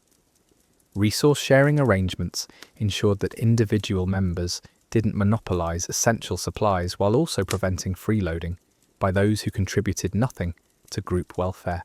The knowledge accumulated within these seasonal communities was passed down through informal mentorship relationships between experienced and novice travellers. Veteran travellers took on apprentices who learned not just the technical skills of navigation and negotiation, but also the social skills necessary for survival in temporary communities. This knowledge transfer process was crucial for maintaining the traditions and expertise that made complex travel possible, but it was also vulnerable to disruption when experienced travellers died or retired without passing on their knowledge. The economic relationships within seasonal travelling communities were complex combinations of cooperation and competition. Members might share resources and protection while simultaneously competing for the best trading opportunities or the safest positions in the group. Successful travellers learn to balance their individual interests against the need for group cooperation, understanding that their personal survival often depended on the group's success, but also that excessive generosity could lead to exploitation by less scrupulous companions. The cultural innovations that emerged from these temporary communities often had lasting influence that extended far beyond their original contexts. Musical traditions that developed around campfires during long journeys spread across vast distances as travellers carried songs and stories to new regions. Cooking techniques that evolved from the need to prepare meals under primitive conditions influenced regional cuisines. Social customs that proved effective for managing temporary communities were sometimes adopted by permanent settlements. The linguistic changes that occurred within travelling communities created unique dialects and vocabularies that reflected the specialised needs and experiences of mobile populations. Travel communities developed technical terminology for describing road conditions, weather patterns, and navigation landmarks that was more precise and useful than the general vocabulary available to settled populations. They also created social vocabularies that allowed subtle communication about the trustworthiness, competence, and intentions of fellow travellers. The medical challenges of medieval travel extended beyond simple injury and disease to encompass complex questions of mental health and psychological survival. The isolation, stress, and constant danger of life on the road created psychological conditions that medieval medicine was poorly equipped to understand or treat. Travellers developed various forms of what we might recognise today as post-traumatic stress, anxiety disorders, and depression, but these conditions were interpreted through religious and moral frameworks rather than medical ones. The coping mechanisms that travellers developed ranged from religious devotion to complete emotional detachment, with many adopting combinations of strategies that allowed them to function under extreme stress. Some travellers threw themselves into elaborate ritualistic behaviours, creating complex personal ceremonies around daily activities like eating, sleeping, and travelling. Others adopted fatalistic philosophies that helped them accept the arbitrary nature of survival and death on the road. The social support systems that developed within travelling groups provided some psychological protection, but they were also sources of additional stress when group dynamics became dysfunctional. The intense interdependence required for survival meant that personality conflicts could become life-threatening situations.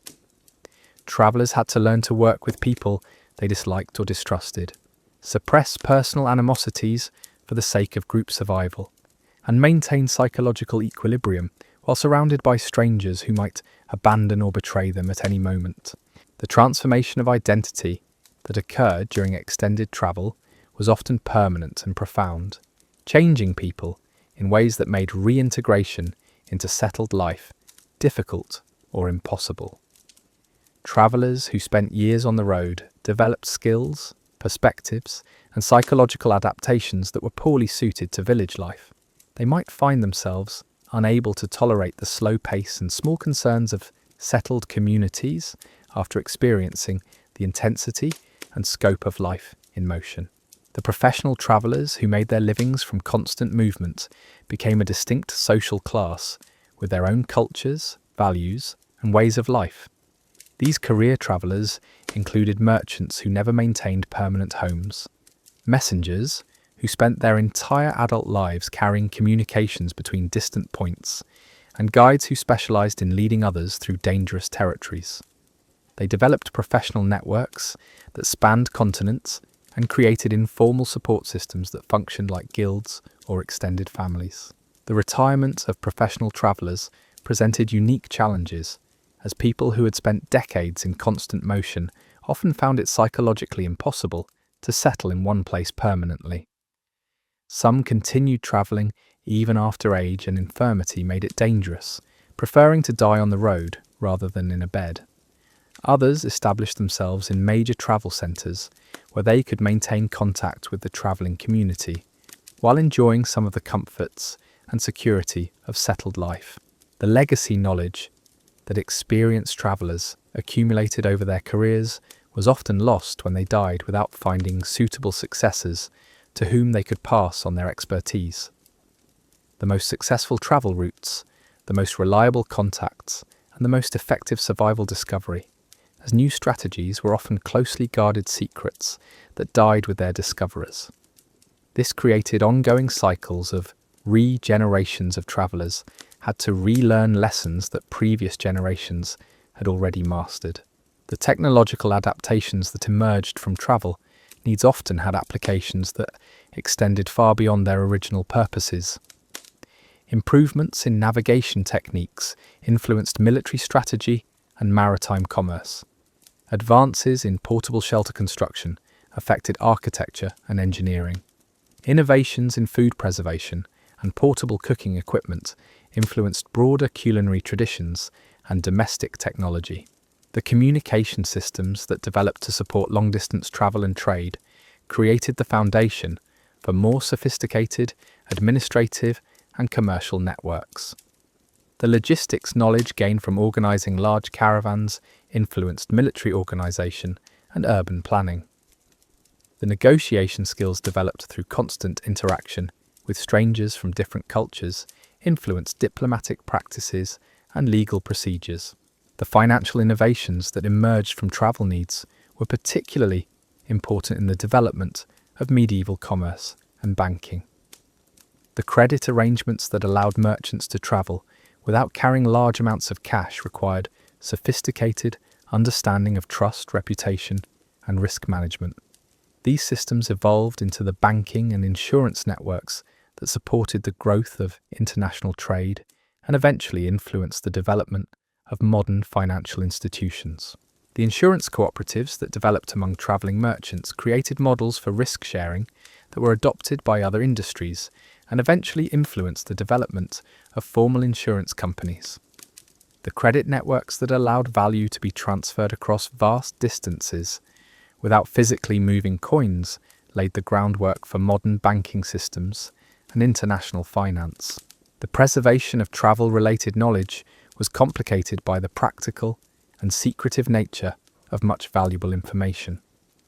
The most successful routes, the most reliable contacts, and the most effective survival strategies were often closely guarded trade secrets that were passed down through family networks or professional associations. This secrecy protected competitive advantages, but also meant that valuable knowledge was frequently lost when key individuals died without successors.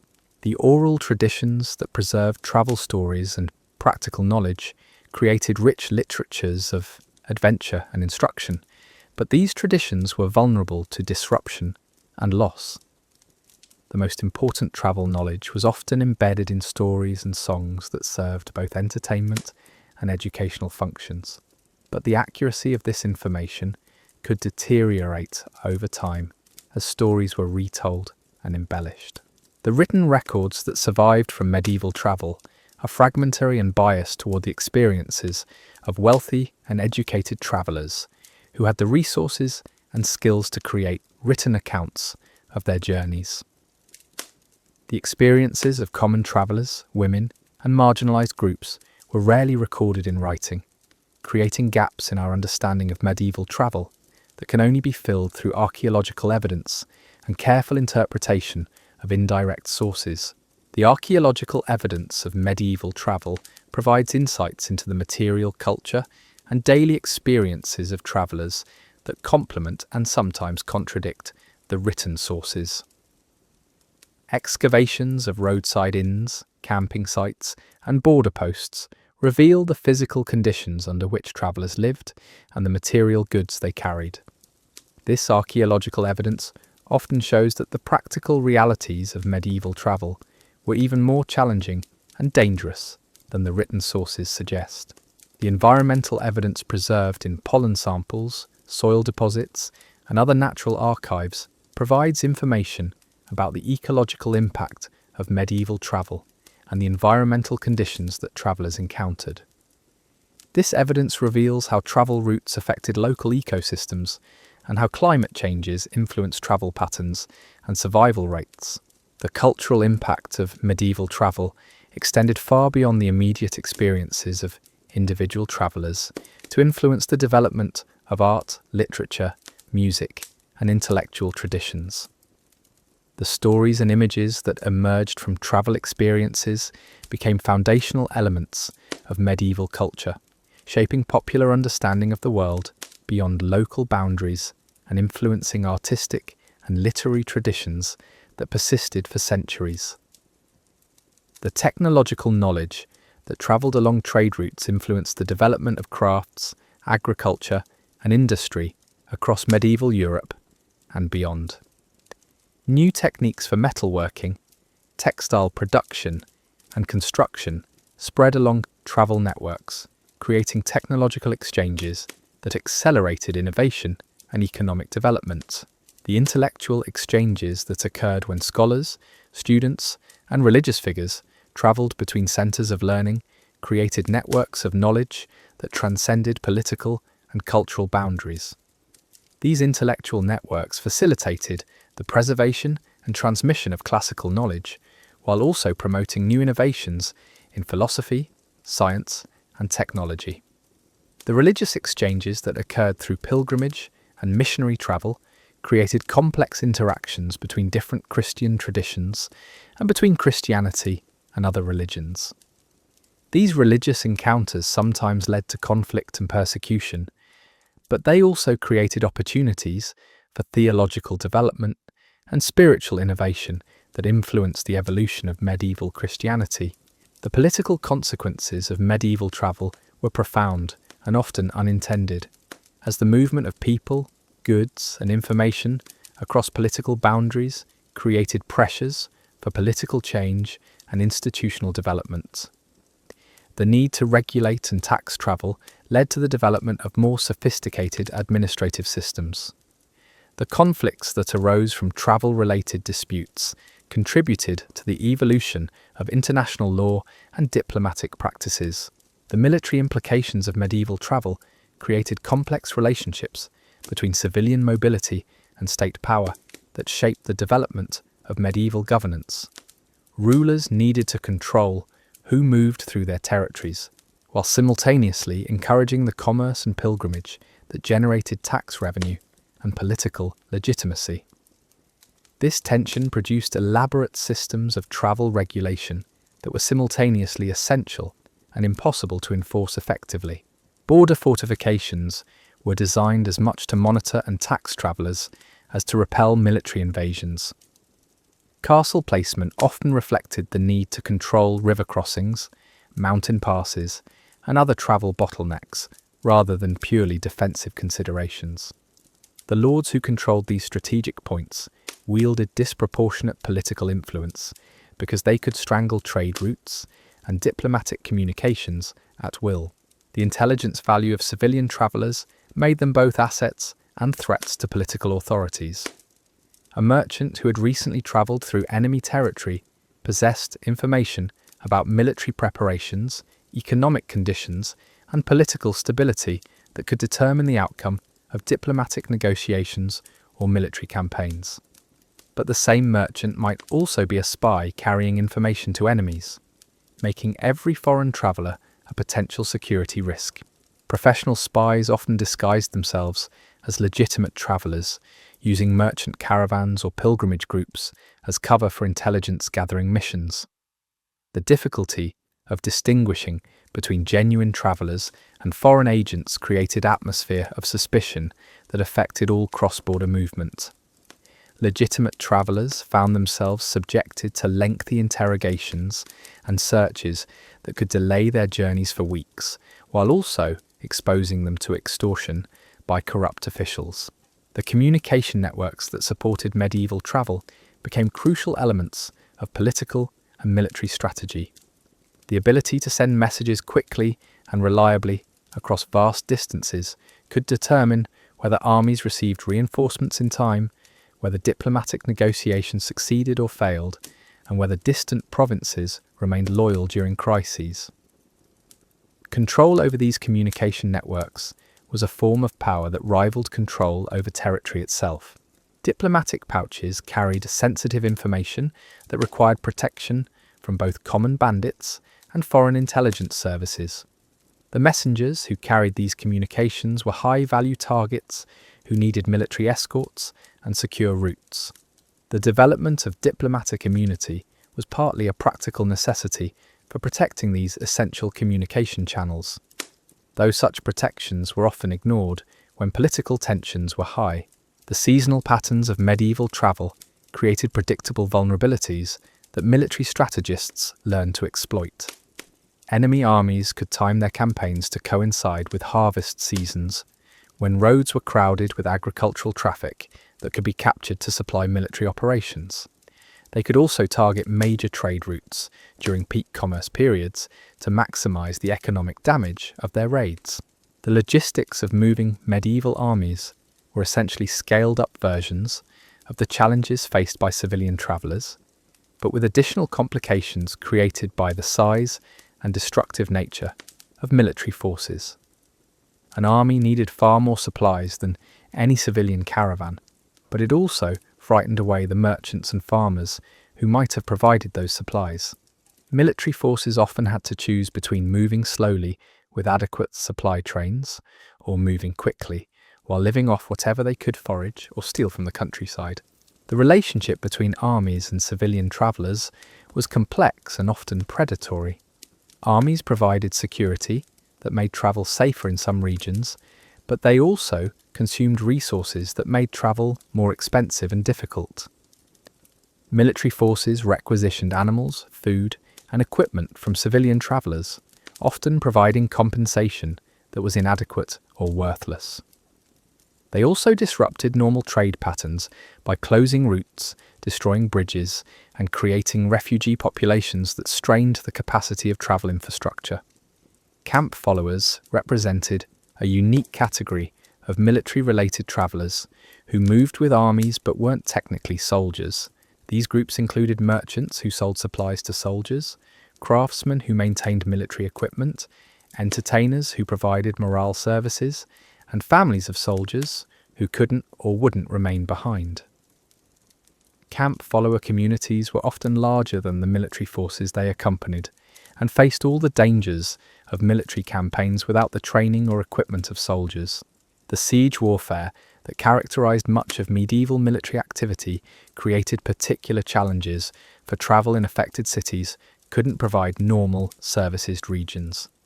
Best to travelers, while besieging armies controlled the surrounding countryside and often attacked anyone approaching their positions. The breakdown of normal authority during sieges created opportunities for banditry and lawlessness that made travel extremely dangerous, even in areas not directly involved in the fighting. The aftermath of military campaigns created waves of displaced populations that disrupted travel patterns across entire regions. Refugees fleeing from devastated areas crowded onto roads and overwhelmed the capacity of inns and other travel infrastructure. These refugee populations were often desperate enough to turn to banditry themselves, creating additional security threats for legitimate travellers. The evolution of military technology influenced civilian travel in ways that extended far beyond direct military applications. Improvements in armour and weapons developed for military use were adapted by civilian travellers for protection against bandits. Advances in siege engineering led to better bridge and road construction techniques.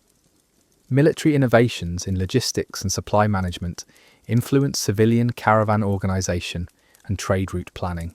The professional military engineers who specialised in siege warfare and fortification also became important figures in civilian infrastructure development. Their knowledge of construction techniques, materials science, and project management made them valuable consultants for building bridges, roads, and other travel infrastructure. The skills required for military engineering were often directly applicable to civilian construction projects. The mercenary companies that sold military services across medieval Europe were essentially travelling military communities that faced many of the same challenges as civilian travellers. They needed to move their equipment and personnel across vast distances while maintaining fighting effectiveness and group cohesion. They had to navigate complex political situations where their services might be welcomed in one territory and violently opposed in the next. These mercenary groups developed sophisticated logistical systems that allowed them to maintain military effectiveness while constantly moving between different employers and theatres of operation. Their organisational methods influenced both military and civilian approaches to managing large travelling groups. The contracts and legal arrangements they developed for selling military services also influenced the evolution of commercial law and international business practices. The fortified towns that developed along major travel routes were designed to serve both military and civilian functions. Their walls provided protection for resident populations, but they also created secure stopping points for travellers and bases for military operations. The dual nature of these fortifications meant that they were simultaneously essential for travel and targets for military attack. The economic relationships between military forces and civilian travellers created complex webs of dependence and exploitation. Armies needed the supplies, services, and information that civilian travellers provided, but military forces also competed with civilians for the same resources and often took what they needed by force. The presence of military forces could make travel safer by deterring bandits, but it could also make travel more dangerous by attracting enemy attacks and consuming local resources. The legal frameworks that governed military-civilian interactions during travel were poorly developed and inconsistently enforced. Soldiers who committed crimes against civilian travellers might escape punishment if their commanders chose to protect them. Civilians who interfered with military operations could face severe penalties even if they were simply trying to continue legitimate journeys. The breakdown of normal legal authority during military campaigns left civilian travellers with little recourse when they were victimised by military forces. The intelligence networks that supported medieval military operations relied heavily on information gathered from civilian travellers. Merchants, pilgrims, and other travellers were routinely questioned about conditions in distant territories, the movements of enemy forces, and the attitudes of local populations. This intelligence gathering was often informal and voluntary, but it could also involve coercion and torture when authorities suspected that travellers were withholding important information. The counterintelligence efforts designed to prevent enemies from gathering information through civilian travel created additional restrictions and dangers for legitimate travellers. Authorities might prohibit travel to certain regions, require special permits for movement near military installations, or detain travellers suspected of espionage. These security measures were often arbitrary and corrupt, creating opportunities for officials to extort payments from travellers who had no choice but to comply with their demands. The psychological impact of military conflict on civilian travel extended far beyond the immediate dangers of warfare. The constant threat of violence created chronic stress that affected travellers' mental health and decision-making abilities. The uncertainty about which routes were safe and which territories were controlled by friendly or hostile forces made travel planning extremely difficult and often futile. The cultural changes that occurred in regions affected the experiences military campaigns influenced by frequent of civilian travellers in those areas. Local populations that had been repeatedly victimized by armies became suspicious of all strangers and reluctant to provide assistance to travelers. The breakdown of normal social institutions during prolonged conflicts created lawless environments where travellers had no protection from exploitation or violence. The economic disruption caused by military campaigns had long-lasting effects on travel infrastructure and services. Destroyed bridges and roads might remain unrepaired for years after conflicts ended. Innkeepers and other service providers who'd been driven away by military activity might not return even after peace was restored. The recovery of normal travel conditions often took much longer than the restoration of political stability. The diplomatic consequences of military conflicts created additional complications for civilian travellers who might find themselves unwelcome in territories where their home countries were viewed as enemies. The political status of different regions could change rapidly during conflicts, making it difficult for travellers to predict whether they would be treated as friends or enemies when they reached their destinations. The religious dimensions of medieval warfare added another layer of complexity to the relationship between military and civilian travel. Crusading armies were simultaneously military forces and pilgrimage groups, creating unique situations where military and religious travel overlapped. The religious motivations of these military campaigns influenced their treatment of civilian pilgrims and merchants, sometimes providing protection but also creating additional dangers when religious conflicts turned violent. The financing of medieval military campaigns often depended on taxation and requisition of resources from civilian travellers. Armies needed money to pay soldiers and purchase supplies, and travellers were convenient targets for special taxes and forced loans. These military financial demands could consume travellers' resources and strand them far from home without means to continue their journeys. The technological innovations that emerged from military needs often had civilian applications that improved travel conditions. Military developments in metallurgy led to better tools and weapons for civilian travellers. Advances in military engineering improved bridge and road construction techniques. Military innovations in communication and logistics influenced civilian travel organisation and planning methods. The professional relationships that developed between military leaders and civilian travel organisers created informal networks that facilitated both military and civilian movement. Military commanders who understood the needs of civilian travellers could provide protection and assistance that made travel safer and more efficient. Civilian travel organisers who maintained good relationships with military forces could obtain information and resources that improved their services. The cultural exchange that occurred when military forces travelled through different regions created opportunities for the spread of ideas, technologies, and artistic traditions. Soldiers who served in foreign territories brought back new knowledge and skills that influenced their home communities.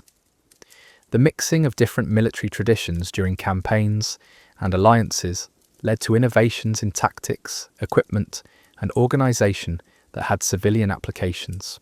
The medical knowledge that developed from treating military casualties influenced civilian travel medicine and emergency care.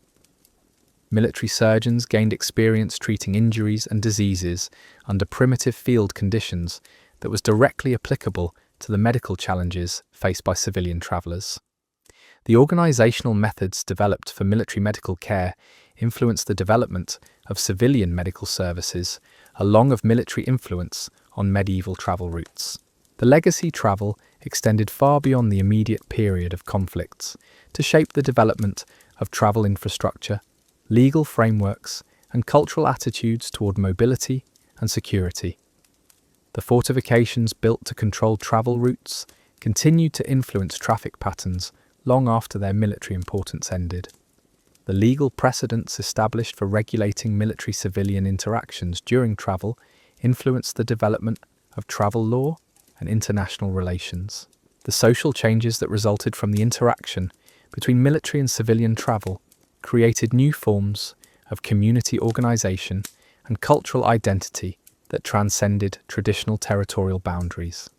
The shared experiences of soldiers and civilians who travelled together created bonds that influenced political and social relationships. The cultural mixing that occurred during military campaigns contributed to the development of more cosmopolitan attitudes and practices that facilitated future civilian travel. The economic systems that developed to support military travel influenced the evolution of civilian commerce and finance. The logistics networks created for military supply became the foundation for civilian trade routes. The financial instruments developed for military financing influenced civilian banking and credit systems. The organizational methods developed for military travel influenced civilian caravan and convoy management. The environmental impact of military travel was often more severe and lasting than the effects of civilian movement. Large armies consumed resources at rates that exceeded the capacity of local ecosystems to recover. The destruction caused by military campaigns could render travel routes unusable for years or decades. The environmental degradation caused by military activities influenced the availability and quality of resources for civilian travelers. The technological knowledge that spread through military travel networks influenced civilian innovation and economic development. New techniques for metalworking, construction, and manufacturing that were developed for military applications were adapted for civilian use. The communication and transportation technologies that supported military operations influenced civilian travel and commerce. The organizational and management methods developed for military purposes influenced civilian business and administrative practices. The international relationships that were shaped by military travel influenced the development of diplomatic protocols and legal frameworks that governed civilian movement across political boundaries. The treaties and agreements that ended military conflicts often included provisions for civilian travel and trade that influenced future international relations. The precedents established for protecting civilian travelers during military campaigns influenced the development of international law and humanitarian principles. The seasonal rhythms that governed medieval travel created a complex calendar of opportunity and danger that shaped every aspect of life on the road. Spring brought the first tentative movements after winter's enforced isolation, but also the treacherous conditions of melting snow and flooding rivers that could trap unwary travellers for weeks. The roads that had been frozen solid during winter months turned into rivers of mud as temperatures rose, making progress painfully slow and exhausting for both humans and animals. Early spring travellers were gambling against time and weather, hoping to reach their destinations before the worst of the mud season set in, but also before other travellers crowded the limited accommodations available. The inns and hostels that had shuttered during winter months opened their doors hesitantly, their proprietors uncertain whether the trickle of early travellers would justify the costs of reopening. Supplies were often scarce and expensive, as winter stores ran low and new harvests were still months away. The psychology of spring travel was uniquely challenging, as the optimism of renewed movement warred with the harsh realities of deteriorated infrastructure and depleted resources. Travellers who had spent months planning their journeys during the enforced idleness of winter often discovered that their carefully laid plans bore little resemblance to the actual conditions they encountered on the road. Bridges that had stood firm in autumn might have been destroyed by ice and flooding. Inns that had provided reliable shelter the previous year might have been abandoned or burned during the winter months. Summer brought the peak of medieval travel activity, when roads were most passable and daylight lasted longest. But the advantages of summer travel came with their own complications. The very accessibility that made summer attractive to travellers also created overcrowding that strained every aspect of travel infrastructure. Popular routes became highways jammed with competing groups of merchants, pilgrims, messengers, and adventurers, each pursuing their own agendas while sharing the same limited resources. The competition for accommodations during summer months was fierce and sometimes violent. Travellers learned to send advance scouts to secure lodging at the next stop, or to travel in groups large enough to commandeer entire inns through force of numbers. The prices charged by innkeepers and service providers fluctuated wildly based on demand, with rates sometimes doubling or tripling during peak travel periods. The social dynamics of summer travel created temporary hierarchies based on wealth, group size, and perceived dangerousness rather than traditional social rank. A well-armed merchant with a large caravan might command better treatment than a lone nobleman, simply because the merchant represented more immediate economic value and potential threat. These seasonal inversions of normal social order created tensions that sometimes erupted into violence when traditional authorities encountered travellers who refused to acknowledge their status. Autumn travel was dominated by the urgency of commerce and harvest, as merchants rushed to move goods before winter closed the roads, and farmers transported their crops to markets and storage facilities. The abundance of food during harvest season made autumn an attractive time for travel, but the crowded conditions created by agricultural traffic made progress slow and accommodations scarce. The timing of autumn journeys required careful calculation of seasonal weather patterns and regional harvest schedules. Travellers who arrived too early might find insufficient food supplies, while those who arrived too late might find themselves competing with desperate locals who were hoarding resources for winter. The window of optimal autumn travel conditions was narrow and varied unpredictably from year to year based on weather and crop yields. Winter travel was generally avoided except for urgent business that couldn't wait for spring. The shortened daylight hours meant that travellers could cover far less ground each day, while the cold and snow created life-threatening conditions that could kill the unprepared within hours. The few travellers brave or desperate enough to venture out during winter months faced not only environmental dangers, but also the near-complete absence of normal travel services. Inns that remained open during winter charged premium rates while providing minimal services. Food was scarce and expensive, often consisting of preserved items that had lost much of their nutritional value. Fuel for heating was rationed carefully, and travellers often found themselves sharing beds with strangers simply to pool body heat for survival. The isolation of winter travel meant that help was unlikely to arrive quickly if disaster struck. The psychological toll of winter travel was perhaps its most underestimated danger. The combination of physical discomfort, social isolation, and constant anxiety about survival created mental stress that could be as deadly as exposure or starvation. Travellers who survived winter journeys often described experiences of despair and disorientation that affected their mental health for months or years afterward.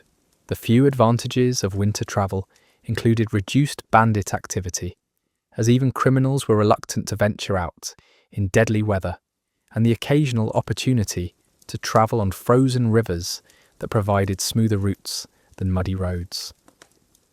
Some specialised winter traders made their entire living from transporting goods that commanded premium prices during the cold months, but these professionals required years of experience and specialised equipment to survive their dangerous occupation. The regional variations in travel conditions created a complex mosaic of opportunities and obstacles that changed throughout the year. Mediterranean regions might remain passable during winter months, when northern routes were completely blocked by snow. Mountain passes that were accessible in summer became death traps during winter storms. Coastal routes might offer alternatives to inland roads, but they also exposed travellers to maritime dangers and the unpredictable politics of port cities. The knowledge required to navigate these seasonal and regional variations was accumulated through years of experience and passed down through informal networks of professional travellers. Successful merchants and travel guides developed a sophisticated understanding of local climate patterns, political conditions, and resource availability that allowed them to time their journeys for maximum safety and profit. This specialised knowledge was valuable enough that experienced travellers could earn significant income simply by advising others about optimal travel timing and routes. The agricultural calendar that governed rural life also determined the availability of food, lodging, and labour along travel routes. Planting seasons meant that farmers had little time to spare for travellers, while harvest periods brought abundance, but also competition from local buyers. The religious calendar added another layer of complexity, as holy days and festivals could either provide opportunities for profitable trade or create obstacles when entire regions shut down for religious observances. The coordination required for successful medieval travel involved balancing multiple calendars and competing demands in ways that modern people struggle to imagine.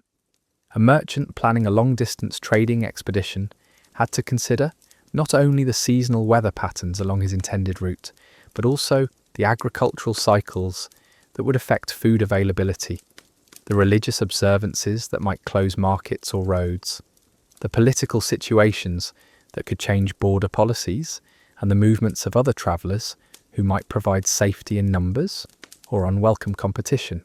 The failure to properly coordinate these multiple factors could turn profitable ventures into disasters that consumed entire fortunes and cost human lives. Merchants who arrived at markets after religious festivals had ended might find no buyers for their goods. Pilgrims who mistimed their journeys might arrive at shrines during periods when religious authorities were absent or hostile. Diplomatic missions that encountered unexpected political changes might find themselves detained as suspected spies rather than welcomed as legitimate ambassadors. The communication networks that supported travel planning were slow, unreliable, and often deliberately misleading as competitors sought to protect their advantages. Information about road conditions, political situations, and market opportunities travelled through chains of travellers, innkeepers, and local officials who had their own reasons for sharing, withholding, or distorting the truth. Successful travellers learned to evaluate multiple sources of information while maintaining healthy skepticism about any single report. The development of more systematic approaches to travel planning represented one of the most important technological innovations of the medieval period. Professional travel organisers began to maintain written records of routes, seasonal conditions, and resource availability that could be consulted by future travellers. These early guidebooks were closely guarded trade secrets that provided competitive advantages to those who possessed them. The maps and route descriptions that survived from medieval travel reveal sophisticated understanding of geographic relationships and practical travel conditions. These documents encoded centuries of accumulated experience about the safest routes, the most reliable suppliers, and the optimal timing for different types of journeys. The preservation and transmission of this knowledge required organizational systems that transcended individual lifespans and commercial rivalries. The evolution of travel planning from purely oral traditions to written documentation represented a crucial step in the development of systematic approaches to geographic knowledge and logistical organization. The methods developed for coordinating medieval travel influenced military planning, commercial organization, and administrative systems that shaped the development of medieval institutions and eventually contributed to the emergence of modern transportation and communication networks. The legacy of medieval travel planning can be seen in modern systems for coordinating complex journeys that involve multiple modes of transportation, international borders, and diverse service providers. The fundamental challenges of balancing competing demands, managing uncertain information, and coordinating multiple participants remain remarkably similar despite centuries of technological advancement. The cultural impact of seasonal travel patterns extended far beyond the immediate experiences of individual travellers to influence art, literature, and social customs throughout medieval society. The rhythm of departure and return that characterized seasonal travel became embedded in cultural narratives about adventure, transformation, and homecoming that continue to influence modern storytelling and mythology.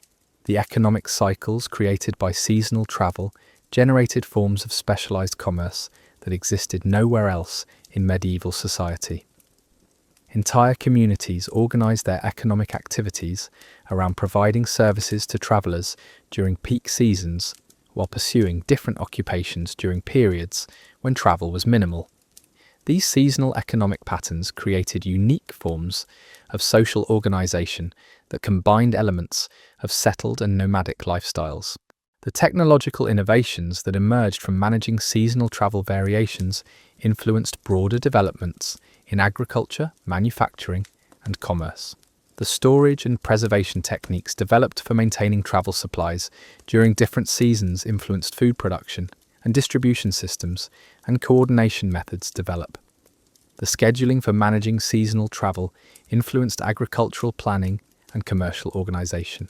The social relationships that formed during seasonal travel created networks that persisted long after individual journeys ended. The bonds forged between travellers during shared hardships often evolved into lasting business partnerships, political alliances, and personal friendships that transcended regional and social boundaries. These travelling relationships contributed to the development of cosmopolitan attitudes and practices that influenced medieval culture and society.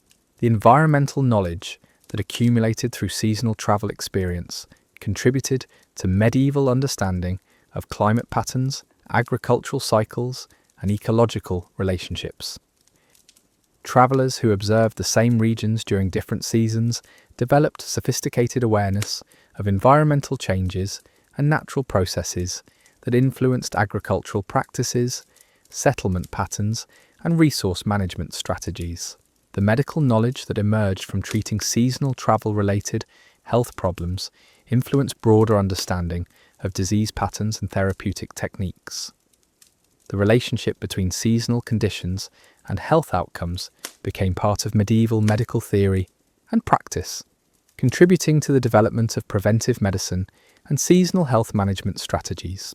The religious interpretations of seasonal travel patterns influenced theological thinking about time, change, and spiritual development. The cycle of departure, journey, and return became a powerful metaphor for spiritual growth and religious transformation that influenced medieval Christian thought and practice. The seasonal timing of religious observances was often coordinated with travel patterns to maximize participation in religious festivals and pilgrimage activities. The political implications of seasonal travel created challenges for medieval authorities who needed to maintain control over populations that were constantly in motion during certain periods of the year. The concentration of travel activity during specific seasons created opportunities for both legitimate commerce and illegal activities that strained law enforcement capabilities and challenged traditional forms of territorial governance. The military applications of seasonal travel knowledge influenced strategic planning and tactical decision-making throughout the medieval period. Understanding when and how civilian populations moved allowed military commanders to plan campaigns that took advantage of travel patterns while minimizing disruption to friendly commerce and communication. The logistics systems developed for managing seasonal military campaigns were often adapted from civilian travel organization methods. The diplomatic consequences of seasonal travel patterns influenced international relations and treaty negotiations throughout medieval Europe and beyond. The timing of diplomatic missions was often coordinated with seasonal travel conditions to ensure safe passage and maximize the likelihood of successful negotiations. The seasonal availability of transportation and communication services influenced the pace and timing of international political developments. The technological transfer that occurred through seasonal travel networks contributed to the spread of innovations and techniques across vast geographic areas. New technologies that were developed in one region during winter months might be carried to distant areas during the following travel season, creating patterns of technological diffusion that influenced economic development and cultural change throughout medieval society. The financial records that survived from medieval travel reveal the staggering costs and complex economics that made long-distance journeys prohibitively expensive for most people. A merchant's ledger might show that the total cost of a single trading expedition could equal several years of income for a skilled craftsman. These expenses included not just transportation and lodging, but also bribes, tolls, insurance payments, and the inevitable losses from theft, spoilage, and accident that were simply accepted as part of doing business on the road. The breakdown of travel costs reveals why medieval society remained largely immobile despite the obvious advantages of trade and communication. Transportation alone could consume a quarter of a merchant's budget, with pack animals requiring constant feeding, shoeing, and veterinary care. Lodging costs varied wildly, but were always significant, particularly when travellers had no choice but to accept whatever accommodation was available. The protective services that made survival possible added another substantial expense, whether in the form of hired guards, group membership fees, or tribute payments to local authorities. But the hidden costs were often the most devastating to travellers' finances.